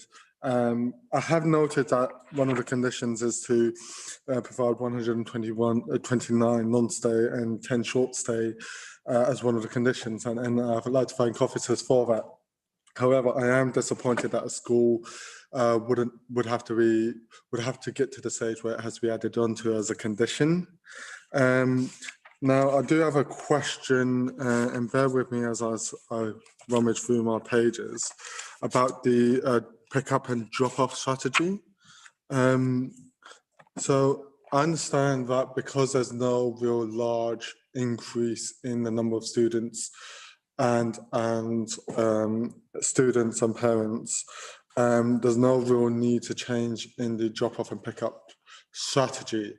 However, I am interested in what standards of that sets that strategy. Let me rephrase. Is the current strategy acceptable with the current aims of the London Borough of Newham's strategy of modal shift? So I'm quite happy to answer the first question. I might revert to Narinda for the pick up and drop off strategy. In terms of the cycle parking, so there hasn't been an application on the site for some time. So there hasn't been an opportunity to sort of uplift the amount of cycle parking within the site. Obviously, the school has had opportunities to provide an uplift, but they just haven't in the time. The sort of London plan policies have changed. And therefore, given the increase in student numbers this time around, we feel it's a good opportunity, and we can justify requesting the additional cycle parking in order to meet the standards that we have now.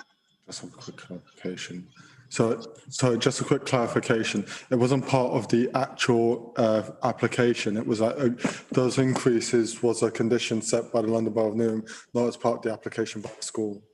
That's correct. So there was no additional cycle parking suggested by the applicant, but we feel as if it's justified to be able to request that additional cycle parking now. I agree with that. Given that there will be additional pupils coming to and from site, and in line with the modal shift that the applicant has provided in their design and access statement, we feel that's justified and it goes hand in hand. I don't want to speak for John, but I suppose I always see conditions as being something that we are kind of forcing developers to include as part of our, our potential approval depends upon them. And it's just a bit surprising that the school wouldn't want to do that or wouldn't bring it forward, or indeed wouldn't have seen the need to do that over the past few years. But I suppose if the applicants were here, then we could question them upon that, but they are not. I fully agree with the chair speaking for me, because she made my point more elegantly. So Dan, you should be commended for putting that as a condition. Thank you. So just a quick question about the drop off and pick up strategy. So again, I am a relatively new member of this committee, so I'm curious, what is this strategy, but also what's the standard for it? Because if there's a way where we can convince more parents to do a modal shift, the better. So if any officer can explain that to me, I would appreciate it. Yeah, through the chair. Chair, just coming back on the other point, I always echo your sentiments on the cycle parking too when I was looking at the application, and I think Daniel knows that, and this was the case in this particular application as well. Yes, I mean, this is a more challenging councillor aspect of any school where we need to sort of change that model share, and with previous applications for this school going back some time, and there's been conditions attached that there needs to be a strategy for drop off and pick up where we can discourage people to come by car, and they need to encourage people to walk to school, cycle, and assist them, and that's how the strategy has always been framed, and that's what we promote, and that's handled in many cases through the model shift through the travel plan, which has got stars accredited to it, so school can go from bronze or not from nothing to gold status, although that is one aspect of how we look at how people are being dropped off or picked up. The other aspect which we know in the borough that we are promoting is the healthy streets approach, which always helps in terms of promoting people and parents to walk and cycle to the school, but it is very much prerogative of the school to approach the council for that particular facility, and we would always promote and do the necessary to go through the healthy street approach. But yes, the strategy is very much about having a model shift, encouraging the use, walking, cycling, healthy approach, and that's schools are directed to do that, and monitoring is an issue. We do try to monitor that through the travel plan. As I said, there is an accreditation to given to each school for the great work that they do. I don't know if that encompasses your response, but yes, it is a challenging aspect of any school in regards to drop off and pick up by car. I probably would like to have a conversation with you outside of this meeting, because I can't follow up. I can't provide any more follow-up questions because I don't feel I'm qualified to comment any further on the pick-up and drop-off strategy. And I did have another question. Yes, healthy school streets. So I'm aware that we have provided conditions to this application as well as the last application. Mainly that's around public realm. So can we make it a condition, healthy streets as a condition? And forgive my naivety if that is not the case, but can we, as part of any application, ask to put in a healthy school street as part of it? Absolutely, but it's your prerogative on this particular application, and we would be certainly obligated to provide that service. Our highways officers will look at that. So just for clarification, we can actually make a healthy school street a condition of approving an application. I'm aware we haven't done that before. Could I seek some additional clarification from planning officers? I don't think we can make it a condition of the planning permission, but what we could do is engage with the school and the highways team to see whether they would be prepared, whether they would work with us to make this a healthy school street. So I think we might be going beyond what's actually required to mitigate the impact of this development by making them go into the healthy school programme. But we can definitely take that away and discuss it with the highways team. I would appreciate it. Thank you. And I had my hopes up there for a second. Madeline, can I bring you in? Thank you very much. There's been numerous comments, I think sorry, let me start again. First of all, I'm very glad to see that there's going to be a refurbishment of the historic resource centre. I was wondering, is that going to include the whole resource centre, the whole of the building, or just the ground floor that was the cookery space?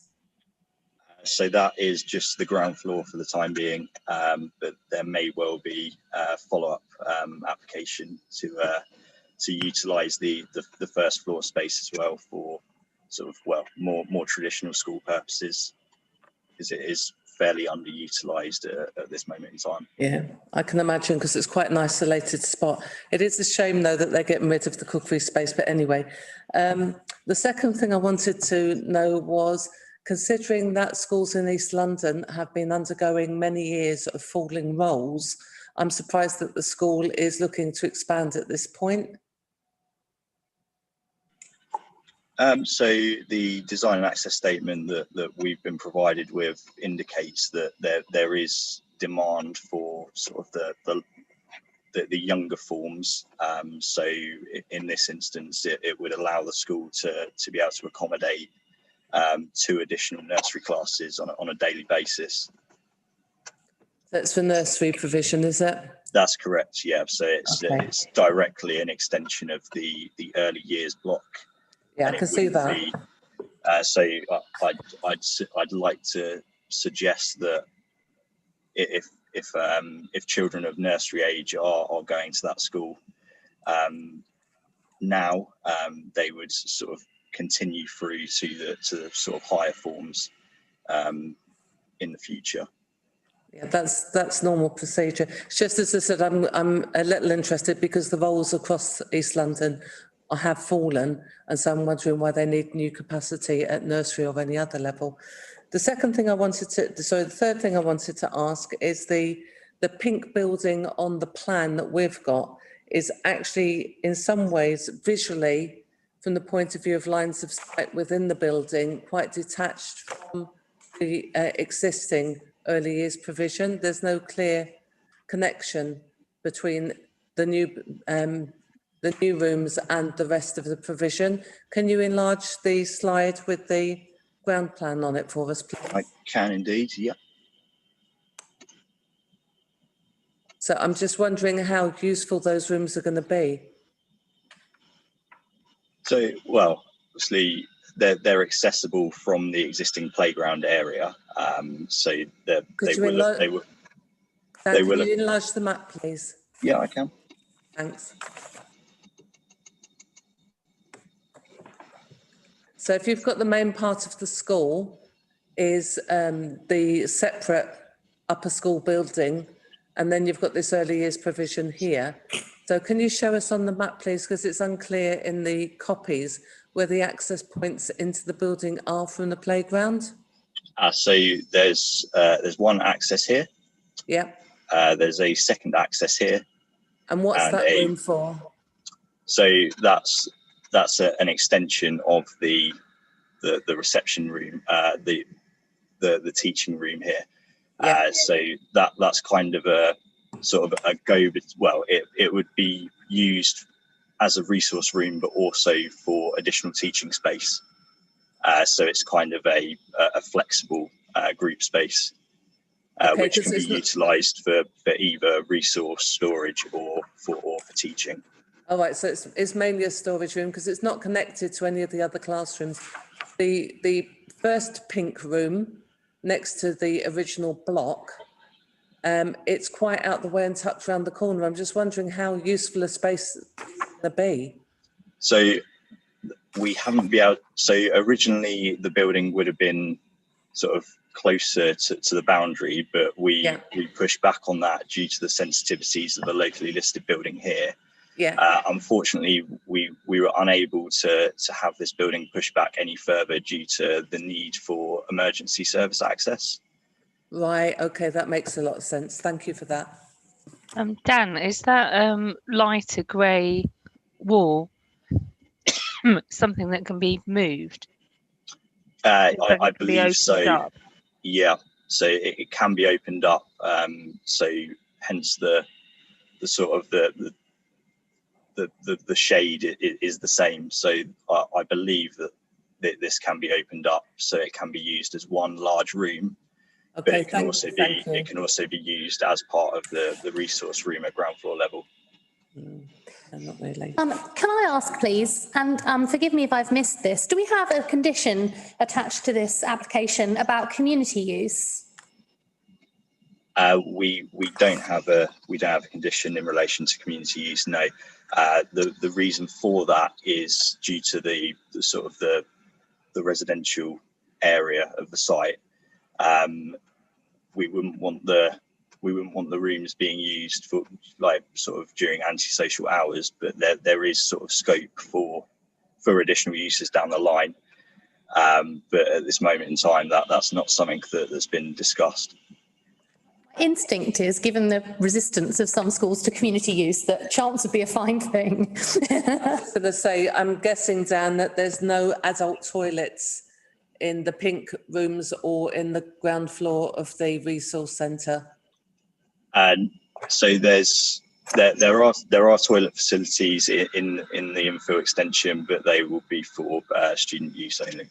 Yeah, and they'll be tiny, absolutely tiny, size of egg cups. There was one more thing I wanted to check.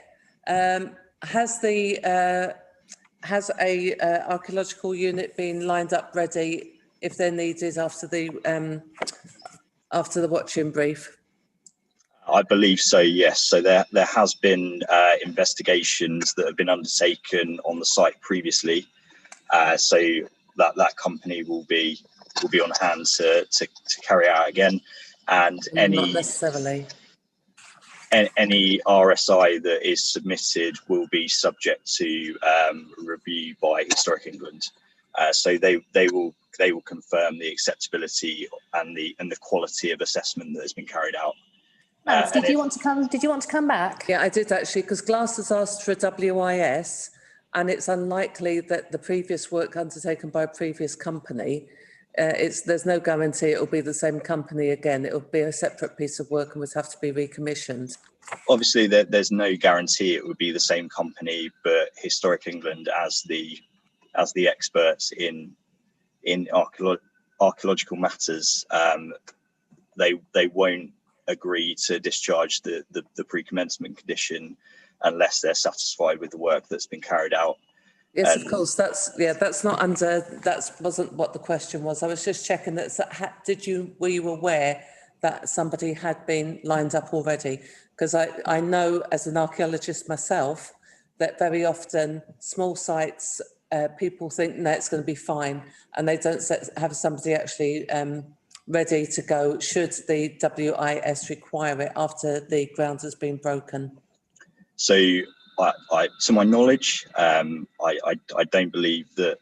Well, there's been no indication to say that anyone has been lined up, but the applicant, the agent has confirmed that they accept the pre-commencement condition, and therefore, if they don't acknowledge and discharge that condition, the site would be subject to sort of investigation by our enforcement team. So that condition will be dealt with as it is a pre-commencement condition. Okay, thank you. I'd just like to come back for a moment to the issue of community use, because it had been my understanding that we generally had a condition about community use for all school extensions, and that wouldn't necessarily simply apply to the extension or the new development itself, but would then be applied to the whole school building. So I kind of feel like I'm surprised not to see a condition here. And I just wondered if you could come back to that. Yeah, so I'm more than happy if that's something that the committee would like to see, and I'm sure it's something that can be agreed with the school. Could I seek committee members' agreement on that? I agree with that. I think particularly as that section of the building is actually completely separate to the early years kind of arm, and also from the main building itself. So particularly with the internal wall being between the two pink areas being able to be removed or pushed back, if they had a disabled toilet in the resource centre, that would make it actually usable by groups such as Brownies, Guides, our folk, whatever. Because whilst there are some facilities in that area, like you've got the Jack Cornwall Centre and you've got the Sea and the Army Cadet Centre, they're not necessarily easily accessible by small groups within the community. I totally agree with you, Chair. And there's always huge need for community space, and school buildings are public buildings, which public money, like here, is put into. So I just think the principle is an important one. Mumtaz, can I bring you in? Clarity about antisocial hours as well, because you know, if we are encouraging community groups to use it, it'd be good to have some clarity. Are you looking? I didn't hear that. Some clarity about the use of the facility in antisocial hours. And what do we mean by antisocial hours? Well, I'm not at all sure that I was convinced by that, to be honest. Is it, I mean, presumably it's not the case that you have community groups lined up, prepared to use the space in an antisocial way in antisocial hours. Forgive me, that felt like a bit of an excuse. I think it basically means not. Sorry, Matt, could I bring the officer in? Sorry. No, so I was referring more to sort of like the sports facilities that are on the site. And sort of the externalities of having lighting at sort of antisocial hours, maybe not this building. I say, I've yet to come across a head teacher who was so keen to let out their facilities that they were in use all the time in a way that was particularly antisocial. In fact, in a way, I'd kind of be delighted if that was a problem we had. So with the committee's agreement, I'd like to ask officers to add in a condition to that effect, please. And obviously, yeah, that's noted. If we do then end up with a real issue about the antisocial use of schools out of hours, then we can come back to that on the policy basis. Thank you very much. And just adding to that, that as I said, if that's going to be the case, that we're going to be asking for this, particularly as it is a separate part of the school that could be rented out and therefore not access to the rest of the school be a concern of the head teacher, it is worth putting in a disabled toilet in one corner of the resource centre, not in the nursery classroom area, of course, but maybe in the other space, because there are some spaces there that are possible. Perhaps we could ask officers to just have a look at that afterwards to see whether that is possible. Yeah, no problem, Chair. Dan and James, I don't know whether we would want it as a condition or we'd want it as a heads of terms, as reasonable endeavours to look at community use, because we're asking, because they may need to provide sort of additional facilities. So if we could leave the recommendation sort of open for us to work out what the best method of achieving that would be a good idea, I think. James, I bring you in, then I'll go back to Madeline. There is no section 106 proposed for this application, so that would require section 106 in itself to be the only head of term. But we do have standard wording for this condition, as it is sort of commonly applied to different community uses and education uses around the borough. So what I would suggest is that it's a condition, and if there is any pushback or resistance from the applicant for that, we can bring it back to committee for further discussion. For my part, I'd be happy with that, but Madeline, you first and then John. Yeah, I was just going to say that I think unless the school can prove that they have a history of some community use, I'm not making a presumption here, I don't know this school. And also, if we know that within this block already there is access to a toilet that could be used by adults, I think it is worth pushing on this. John. Thank you, Chair. I remember in our last meeting, the last time this committee met, we decided on the application for Monaga School. And as one of the conditions was that the school had to be part of a community and sports scheme. I could be misremembering, but something of that as one of the conditions. And I also note that the actual school has a running track as well as a football field, and I'm sure a PE hall. And I'm pretty sure there's only one running track elsewhere in the borough. And so while the committee has mentioned community use, and then I'm assuming that what comes to mind is renting out rooms to meet, actually I would also like to mention the use of their sporting facilities during the weekends and evenings for local groups as well.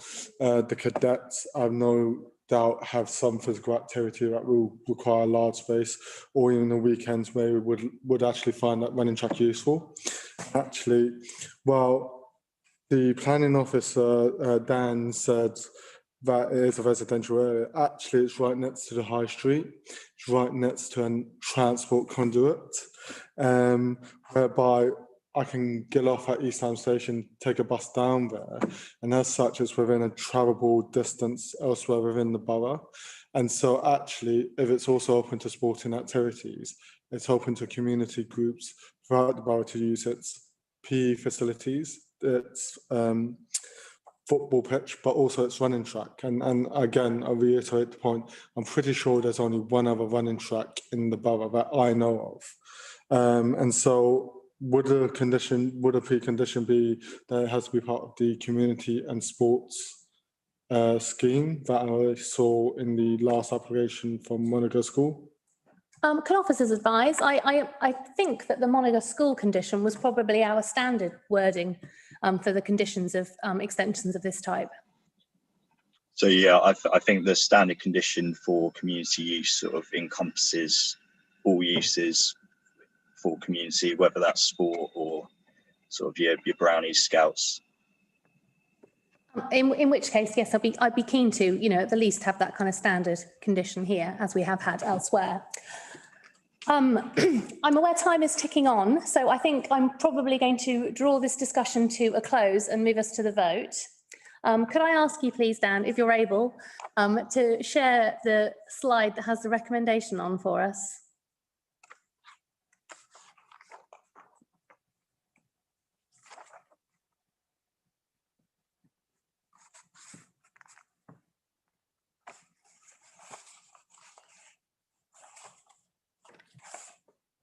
Great, thank you. Thank you very much. It says local development, I assume we mean strategic development committee, is asked to resolve to approve with the details provided to us here. Can I ask, please, those in favour of approving to raise their hands?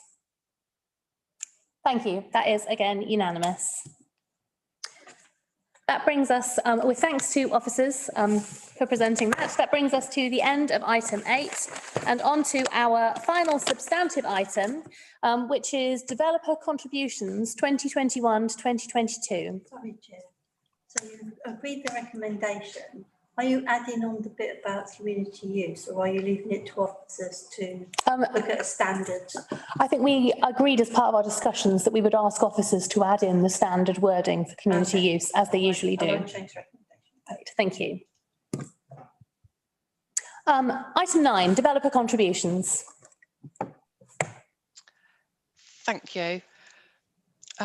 Good evening, Chair, members, officers and members of the public. I have a presentation to share, so I shall just share my screen with you now. Chair, I would like to use the toilet. Oh, yeah, apologies. We've just had a request for a comfort break from a committee member. It is 28 minutes past 7, so could I suggest that we just take 5 minutes to allow that to happen? Thank you, Chair. Sorry, Claire, sorry to cut you No off. problem. Thank you. Just one moment. We will come back at 7:33.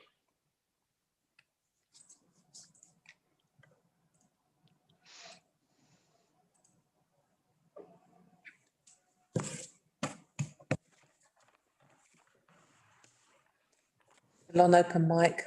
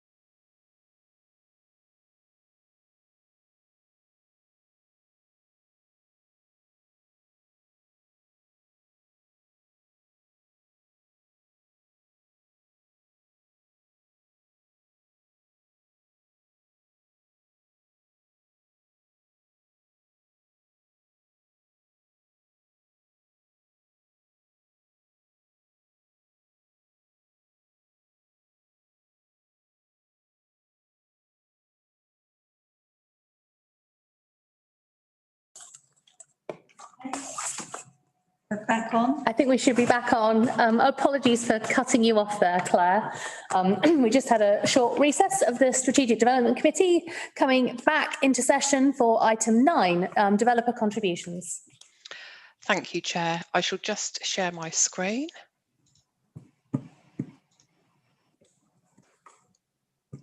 Would you be able to confirm if that is just sharing correctly? Yeah, that's great. Thank you. Thank you very much. Right, as I said, my name is Claire Sykes.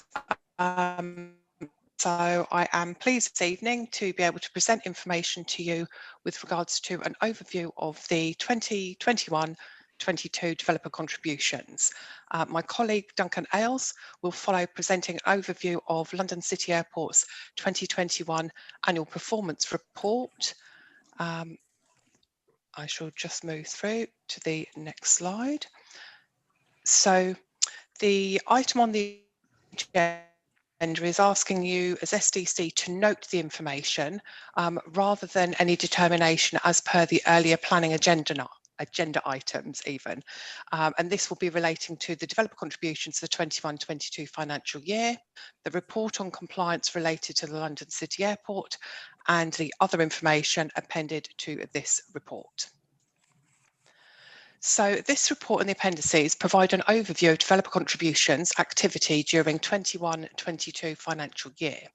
The developer contributions, as you may be aware, undertake numerous processes on behalf of the local planning authority and the council on the administration of planning obligations, section 106, and acts also as a collecting authority for matters relating to the community infrastructure levy. So as a quick reminder, it still is effectively a charge on development triggered by the planning regime and collected to help fund infrastructure such as community facilities, public realm, Newham sports facilities and parks. Details are sort of outlined in the Newham's infrastructure list. Also work for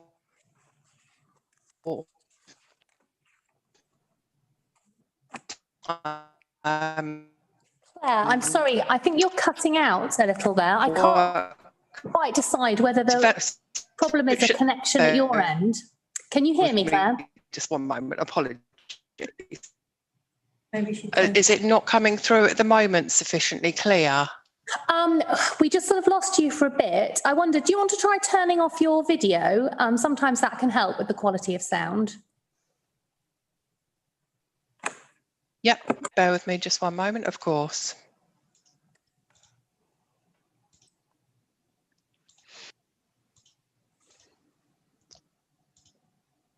Sound hasn't been perfect in here. I guess it's possible it's the Wi-Fi connection in this room, but it seems less likely. Right, I've just stopped. Can we try again, Claire? Yeah, I've just stopped my sharing there, so hopefully things are a little bit clearer. If there's still a problem, then do please let me know, and I will pause and try and then continue. So I was just giving a quick overview as to STIL, and then moving on to developer contributions, which is section 106, and then negotiated and secured by the council to ensure the development contributes towards delivering or funding infrastructure for site-specific mitigation. The first appendix, which is on pages 271 to 283 of the overall report, is the council's statutory reporting requirement in relation to developer contributions, which forms part of our annual infrastructure funding statement. This incorporates a SIL report, a summary on Newham SIL, and the section 106 report, providing a summary of financial and non-financial obligations. Additionally, the reports at Appendix 2 consider London City Airport's compliance with their planning controls with a review of their annual performance report. Moving on, the collection of SIL and the associated expenditure for the reported period is provided within the report. At table 1 here indicated on the slide, it sets out the income, expenditure and monies unspent and carried forward. You will note here that this year has been a record year in terms of SIL income, having received over 16.8 million. Some of the schemes that have contributed to this are Stevenson Street, Deanston Wharf, Galleons Quarter. Members of prior SDCs recall having granted planning permission to these schemes, which are now coming forward and contribute towards this significant level of income.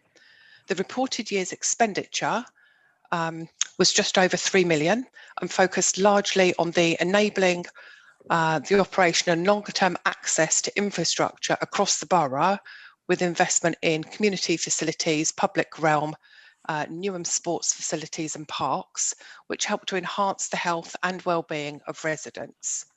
You will see that 64,000 has been spent on administrative costs. And as we move forward to the neighbourhood SIL, there's been an expenditure of just over £500,000, and I'll provide a little bit more information on this on a subsequent slide. As you will note, a significant 26 million of strategic SIL is retained and earmarked to be spent in accordance with our infrastructure list, and which will be spent in line with the emerging capital strategy. Finally, you'll see that there is 4.5 million that is retained of neighbourhood SIL. One of the statutory functions that we're also required to undertake is the assessment for claims for relief and/or exemption.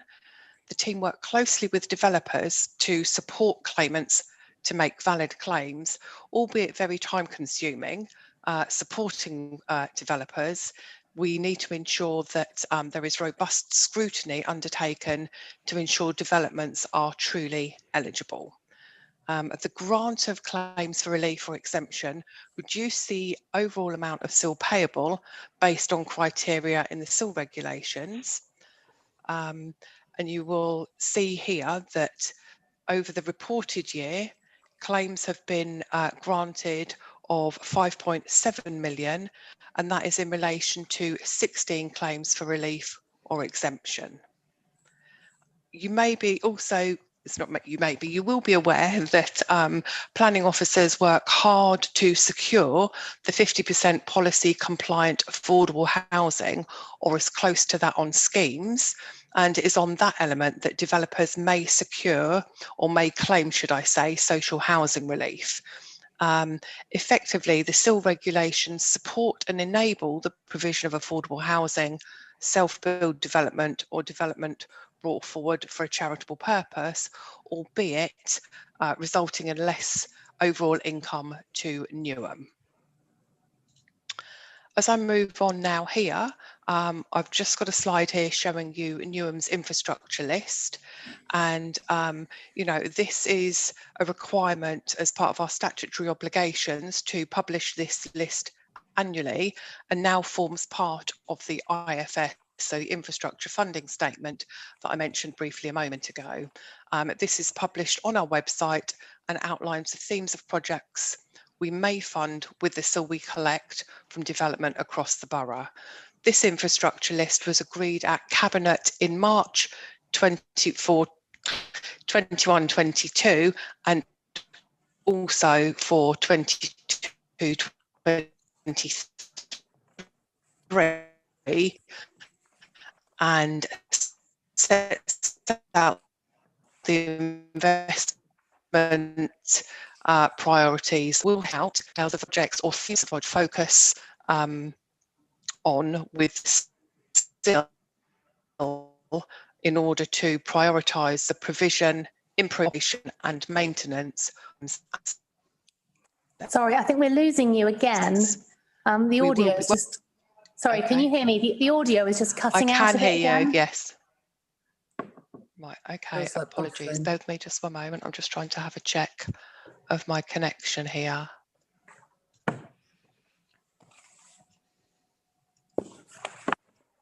Okay. Can you hear me at the moment? We can. What seems to happen is you sort of fade out for a bit and then come back again.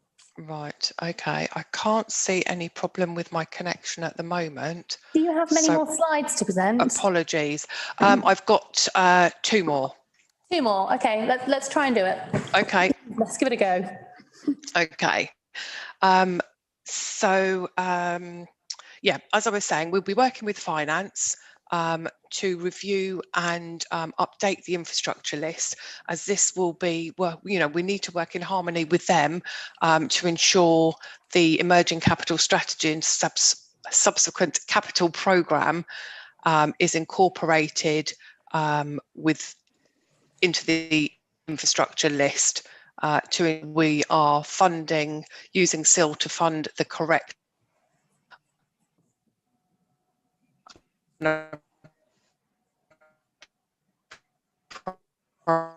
Sorry, we have just completely lost you again.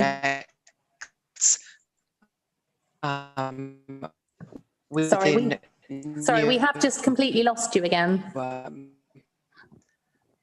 Moving on to set the microphone to see if that makes any difference. Are you able to hear me at the moment, Chair? We can, yeah. We just lost the last few sentences.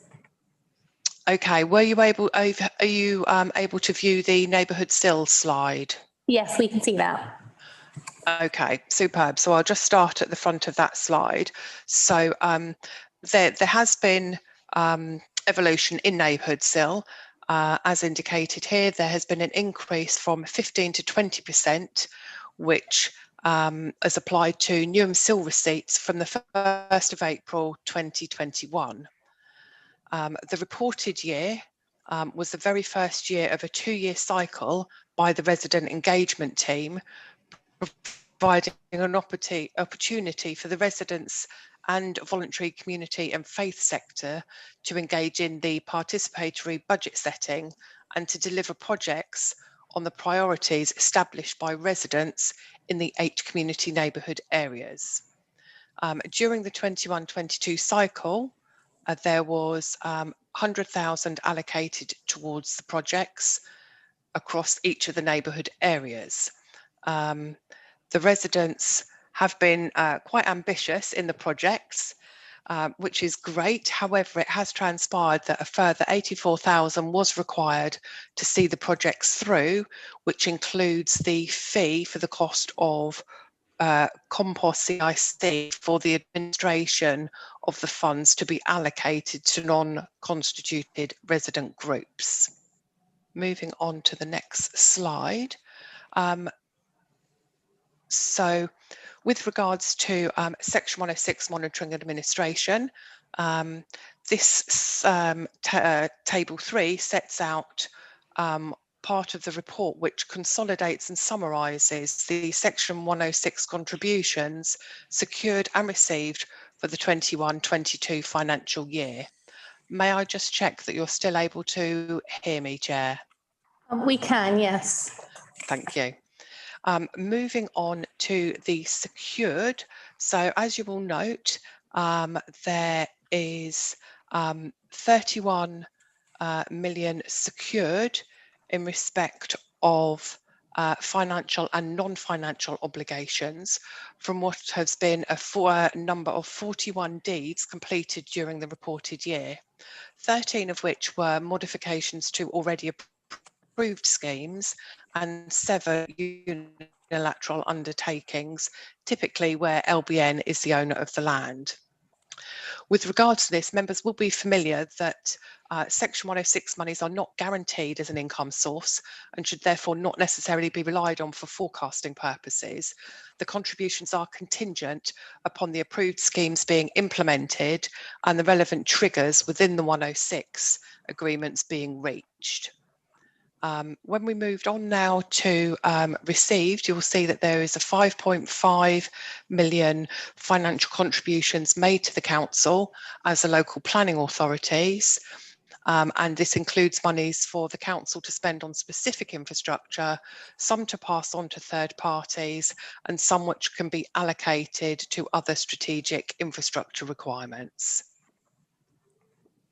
Of the 12.5 million spent, some of the projects funded solely or partly by Section 106 contributions are Affordable Homes for Newham at 7.8 million, Our Newham Works at 2.5 million, and Royal Docks corridor improvements and highways projects at 1.3 million, along with other highways projects.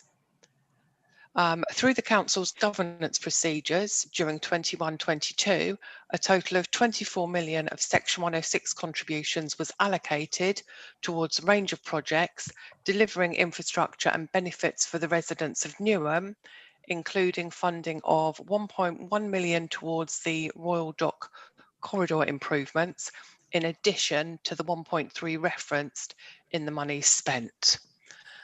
So, you know, developer contributions will continue to play a critical role, should I say, in the future growth of development and prosperity in the borough. And at this point, that concludes my part of the presentation. I'm happy to take some questions now before we move over, and I pass you over to my colleague Duncan. John, did you want to address a question now? Yes, so I noted in item, I think 6, when talking about improvements made to the road and riverwalk, something called section 278. Would you mind just describing what is section 278 and how that fits in with well, SIL and section 106? Let me just make sure. So Amanda, I could see you were looking to indicate to speak. Do you want me to do that, or? Yep, thank you, Amanda. That would be great. It's not actually a statutory. Thank you, Amanda. So I believe the question is, what is a 278 agreement? So 278 agreement is under the Highways Act 1980, and it provides an agreement and or a deed between the developer and the council in order to put in place the necessary highway works at cost, and usually the developer pays and the council provides. We will put the roads in, they pay for it. There's a bond or a deed mechanism to make sure that we don't foot the bill. So that's roughly how it operates. Does that help? It does. It's actually quite immensely useful because I've never heard of it before. Just one follow-up question. How common is it? Incredibly, for most schemes that have planning permissions and 106 agreements, we then have 278s to go with it to deal with the interaction with the highway from the estate to the main road, or estate planning and other things. Okay. I just have one different question. So you mentioned the increase of sale money from 15 to 20%. Have you found that, I'm assuming it's been implemented for the last year, have you found that has deterred development? So we still collect the same amount of SIL, and of the strategic element of SIL, it reduces the strategic amount to 75% that we retain, and that increases the neighbourhood SIL by the 5%. So it's not obtaining any greater income from the developers, and therefore, you know, putting them off, as you say, with regards to the development. It is just a reallocation, shall we say, of this SIL that we collect. So NSIL is SIL. It is. So the overall community infrastructure levy, we collect, and 100% of that we collect for on behalf of Newham. So with regards to that, there is now 5% that we retain for administration fees.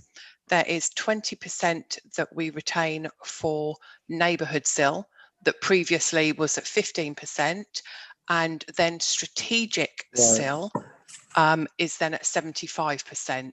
So it's a split in allocation on how the monies are to be used and to be spent. Sorry, I misread it. Thank you, I appreciate it. Thank you. Thank you. Can I suggest that we have the second part of the presentation from Duncan and then move into any other questions or points of discussion?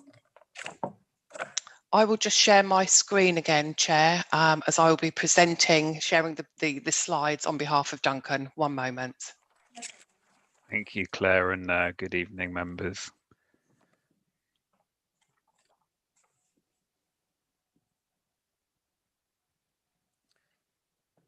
We can see your screen now, although it looks like the slide from the previous presentation. Okay, thanks, Claire.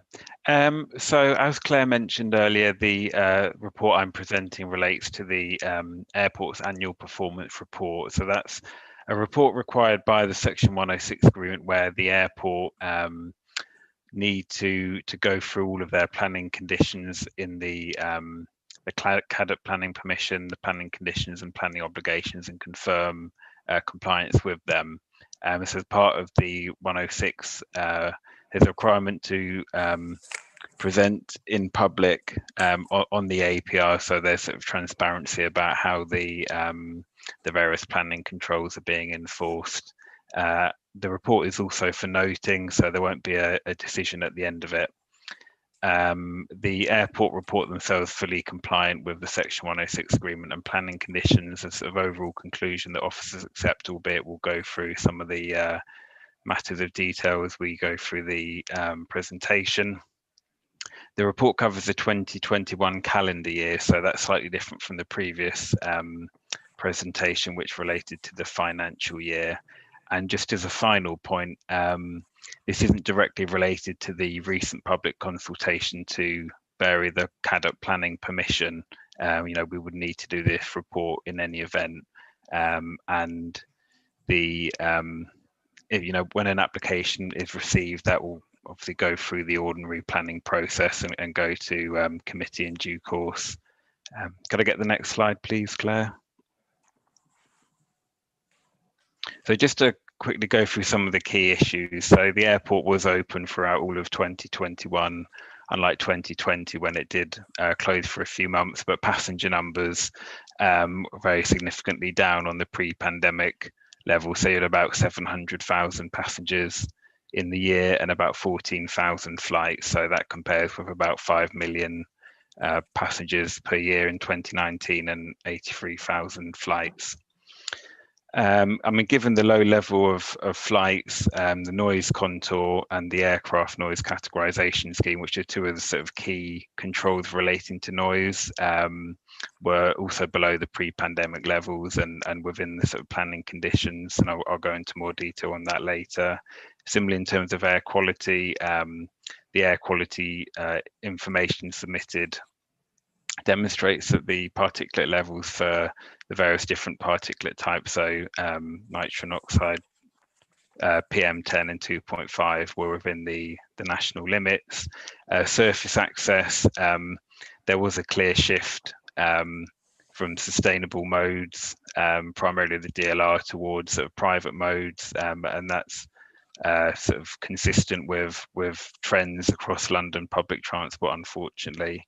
And then as the final point on the construction work, the physical work that was granted permission by the CADP development was part implemented, and they paused that work in 2020. So some of the sort of planning controls relating to construction noise, for example, have also been paused. Could I get the next slide, please, Claire? So in terms of noise, they report themselves fully compliant with the planning conditions and Section 106 obligations relating to noise. The APR demonstrates that the actual noise contour, which is basically a way of mapping the noise from the airport, was in accordance with the overall limit in the planning permission, and they also predict that that would be the case for the next year. I mean, slightly confusingly, the prediction related to 2022 and the actual, which I'm about to show in a slide, was the 2021 sort of actual noise contour. The ANCS count, aircraft noise categorization scheme, which is basically a way of sort of giving an overall limit of 22,000 based on the different types of aircraft that operate from the airport. So basically louder aircraft have a higher number and quieter ones will have a lower number. And there's a sort of method for calculating an overall ANCS count of 2,805, which is substantially below the annual limit. The airport continued to operate their sound insulation scheme in line with the Section 106 agreement, albeit the number of installations is quite low now, given that the eligibility hasn't increased for the last 2 years. The officer's report does set out an issue in respect of ground power units. That's essentially a way of powering aircraft when the engines aren't running. And there was a condition that required diesel units to be phased out by July 2021 in favour of battery powered units. Obviously that was a benefit that we secured in terms of noise, air quality and so on. Due to a fault with the battery powered units, they had to use the diesel units for approximately a month longer than that. However, the wording of the condition did allow diesel units to be used where there was a fault. So the sort of overall conclusion on that point is that it wasn't a compliance issue for that 1 month, and then the diesel units were then removed during the year. So now they're just using the battery powered and fixed electrical ground power. Can I get the next slide, please, Claire? So this slide shows the summer 21 actual average noise contour. So the area is 1.7 square kilometres, which is substantially below the 9.1 square kilometres that they're allowed under the CADOC permission. And given the increase in flights, that's predicted to increase in 2022. Could I get the next slide, please, Claire? So in terms of air quality, as I mentioned, there weren't any exceedances of the annual mean objectives for PM10, PM2.5 or nitrogen dioxide, or any of the other sort of air quality objectives that apply to the airport. The table there shows the modal splits of passengers going to the airport. So as you can see, the shift from the 2019 column to the 2021 DLR usage went down from 64% to 41%, and there was a company increase of the sort of more unsustainable private modes, black taxi, mini cab, Ubers, and private car. I mean, that is sort of consistent with behaviour across London during the pandemic. Obviously, part of that there was guidance around social distancing. It wasn't driven by any sort of new policy or something that the airport was doing, and therefore that's not been judged to be a sort of compliance issue in itself. And the airport are obviously working to try and to go back to the sort of sustainable access that existed before the pandemic. Could I get the next slide, please? And then this slide shows the annual mean nitrogen dioxide concentration. So one of the particulates which they've provided monitoring information for. So along the bottom axis, you have the years from 2017 to 2021, and then the concentration on the left-hand axis. So there was a clear reduction between 2019 to 2020, and then a slight or sort of a flat shift from 2020 to 21. Can I get the next slide, please?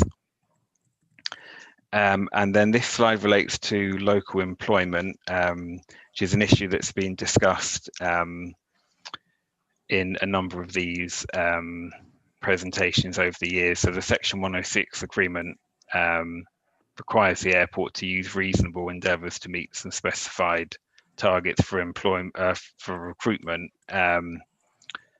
for Newham residents, and also the local area, which is defined in the 106. So as noted in the report, specifically table 6, the targets themselves haven't been met. There's 4 targets, and one of them has been met.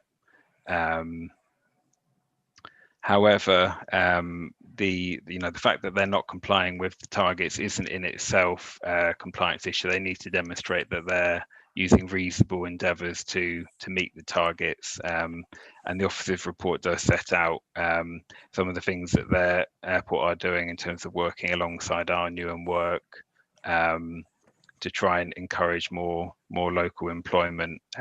Should also note that the airport have acknowledged that there was some data quality issues during the pandemic because of sort of personnel changes and issues around furlough. That means they haven't been able to report sort of the raw number of jobs as has been provided in previous years. So we've made it clear to the airport that there needs to be a sort of audit process to sort of clarify more clearly how exactly they're going to report and calculate the figures in future years, so we can avoid this issue. Can I get the next slide, please? I think no, sorry, apologies. That's the end of the presentation. I'd be happy to take any questions. Right, thank you. John. So page 296, paragraph 2.23, it mentions local area residents and it gives a definition at the bottom of the page, 70% and a target of 50% have to be new residents.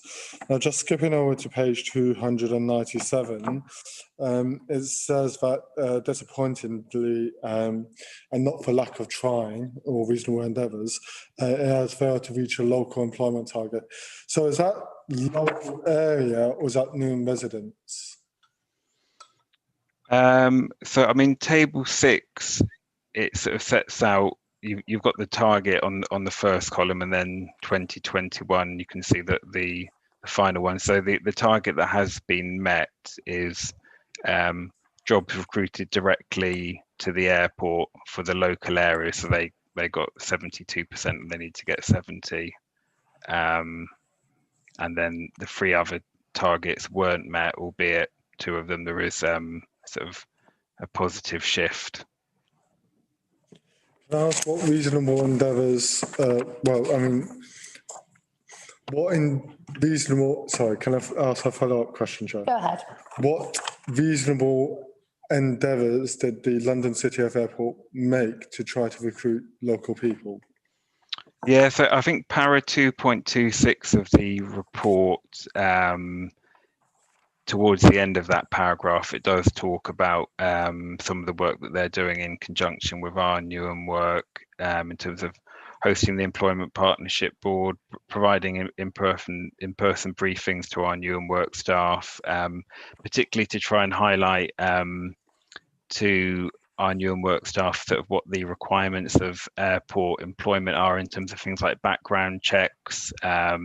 Unfortunately, there can be quite a long lead in time to get things like security clearance, requirements for driving licenses and so on. There are also some other measures which aren't mentioned in there. I mean, for example, they have held job fairs and they have a newsletter which does highlight sort of local employment opportunities as well. If that answers your question. I have a question which is about the sound insulation scheme, and then I'll bring Madeline in. I know you noted that there hasn't been much of any installation because the area required hasn't changed. I wondered what assurances our requirements could give us about the quality of the sound insulation going forward and about levels of satisfaction. I particularly remember the last time that London City Airport came for a planning application, one of the issues that objectors to that raised was a lack of satisfaction with the sound insulation that was offered, and a certain amount of cynicism on the part of those living near the airport that sound insulation was effective. Yeah, so the 106 agreement does set out what standards they need to meet. I mean, some of the issues that are raised by people looking to install the sound insulation, historically there has been an issue with events which are required to be installed. So essentially, if you do install sort of acoustic glazing on a property, you also need to install a vent to provide provide the ventilation in accordance with building regulations, and there has been a feeling that the vents are quite bulky. I think the airport have tried to adapt the installations as far as possible to to make them more attractive and to be less bulky, sort of while also sort of complying with the various building regulation requirements. So that's sort of as far as I can go on that one. And in terms of the maintenance of sound insulation, does the quality of the protection that it offers deteriorate over time? Yeah, there is a scheme which I do refer to in the report, where paragraph 2.6, 10 years after the original installation, residents can go to the airport and get their sound insulation inspected. So if there are any issues, then they should be rectified at that stage. And if residents, have been missed, for example, then I'd be happy to follow that up with the airport. That's helpful, thank you. Madeline. Newham College offer both travel and tourism and police and uniformed services courses. Considering that's the case, it's a great shame that the airport is continuing to underperform in the local employment. Can they please, I don't know how this would work, but how can we encourage them more forcibly to work more closely with the local education provider? It's a good question. I mean, there has been some work. I'm not sure with Newham College or with the University of East London in terms of, if there are students on related courses, and there are sort of various programs that they operate. But that is something that I can go back to the airport and highlight and see what more can be done there. Perhaps we could ask you to take up that specific provider, Newham College, those specific courses, and see whether that could be a fruitful source of applicants. Yeah, because their courses go up to level 3, and it's much more likely that there's going to be larger numbers of jobs available up to level 2 and 3 within the airport for people coming from a travel and tourism uniformed services background than there will be for aeronautical engineers coming from UEL. Yeah, understood. I'll take that away. Thank you. Mumtaz. I understand there's lots of organisation individually that you're supporting with fundings and stuff. With the current economical circumstances, are you supporting individual families through any schemes specifically due to the economical situation at the moment? I mean, the airport do operate a community fund, which does provide grants for that sort of, things like charities. So it's not something that's, well, I think the APR does provide some detail on the community fund, and I can sort of provide some more detail on how much funding is available and how much was given out in 2021. That's not set out in the report, just in terms of sort of keeping it to the main points, but certainly I can get that detail. Is that something you'd be interested in having, Mumtaz? I haven't seen any organisation named here that would specifically look at, Are you looking at the airport report, or are you looking at the one on section 106 and SIL? Both. Yeah, I haven't come across any specific organisation that's supporting individual families. I mean, perhaps Claire could come in on the previous report. Absolutely. On that point. Thank you, Duncan. Yeah, in order to address your question there, Councillor, the community infrastructure levy itself has certain requirements and obligations that we have to adhere to, and it's the Newham's infrastructure list that's agreed by Cabinet that sets out what projects and or themes that we spend the SIL on. And as we're moving forward, the emerging capital strategy will then look at the council's wider investment plans as we move forward. With regards to the Section 106, those monies secured, both financial and non-financial obligations secured, are for the most part for site-specific mitigation to ensure that the planning permission seeking approval mitigates any direct impacts of the site of the development. That is a really helpful reminder, thank you. I'm noticing that this report is just for noting only. I'm keen to draw us to a close, but I did just want to conclude by repeating what I have said before to several people on this call, and my apologies, that recognising that this report provides the kind of statutory minimum that we are required to present in a certain format, which government has determined in order to aid comparability between boroughs.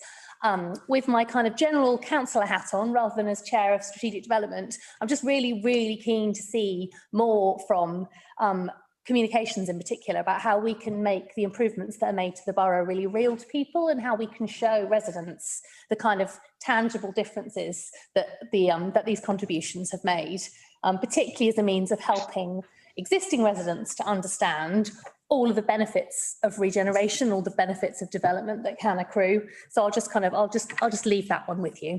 Can I ask the committee if you're happy to note the report, or have you had any final? We're happy to note the report. My only comment is that some of the tables, which, as the chair has specified, in response probably to what is being asked of you to put forward for central government to be able to compare between boroughs, it would be useful if some of the tables appeared to add up a little better, because we have income, we have expenditure, we have rollover, and none of it apparently seems to mathematically tally. I'm sure it does, and I'm sure you're presenting what you're being asked to present. If we have residents that are watching the call, or residents that ask for the information, some of those tables, it's actually quite hard to follow the expenditure and the actual income, expenditure and rollover, and make it add up. Thank you, councillor. Yeah, the format of the report itself, of the main statutory report, is very dry indeed, and perhaps it is not the easiest to follow. I certainly, note that as a point. I also note, with regards to the chair's comments, and to try to seek to make perhaps a secondary or supplementary report or information available online to aid residents, particularly to introduce a more meaningful and ideally interactive data, a little more accessible. The report itself, the statutory report, the figures should tally, albeit they are quite confusing in the way the report is set out. But I certainly will review that to ensure, and also take on board with regards to the future reporting, or meaningful reporting, should I say, to ensure that residents are more able to readily understand the information provided. Sounds great, thank you. I mean, I'm sure if you were in a position to be able to augment what's statutorily required with something a bit more appealing, then I can offer up the services of Strategic Development Committee members to help you publicise that as well. And photos go down well. Infographics. Yeah, absolutely. This is what we like. Right, well, thank you you so much for that paper, which is noted by the committee. The final item on the agenda, item 10, the date of the next meeting is not until the 15th of November. member. So sincere thanks to officers in particular for all the work that you've done to prepare for tonight. And thank you also to Pauline for stepping in and clerking for us this evening. And I draw this meeting to a close. Thank you very much.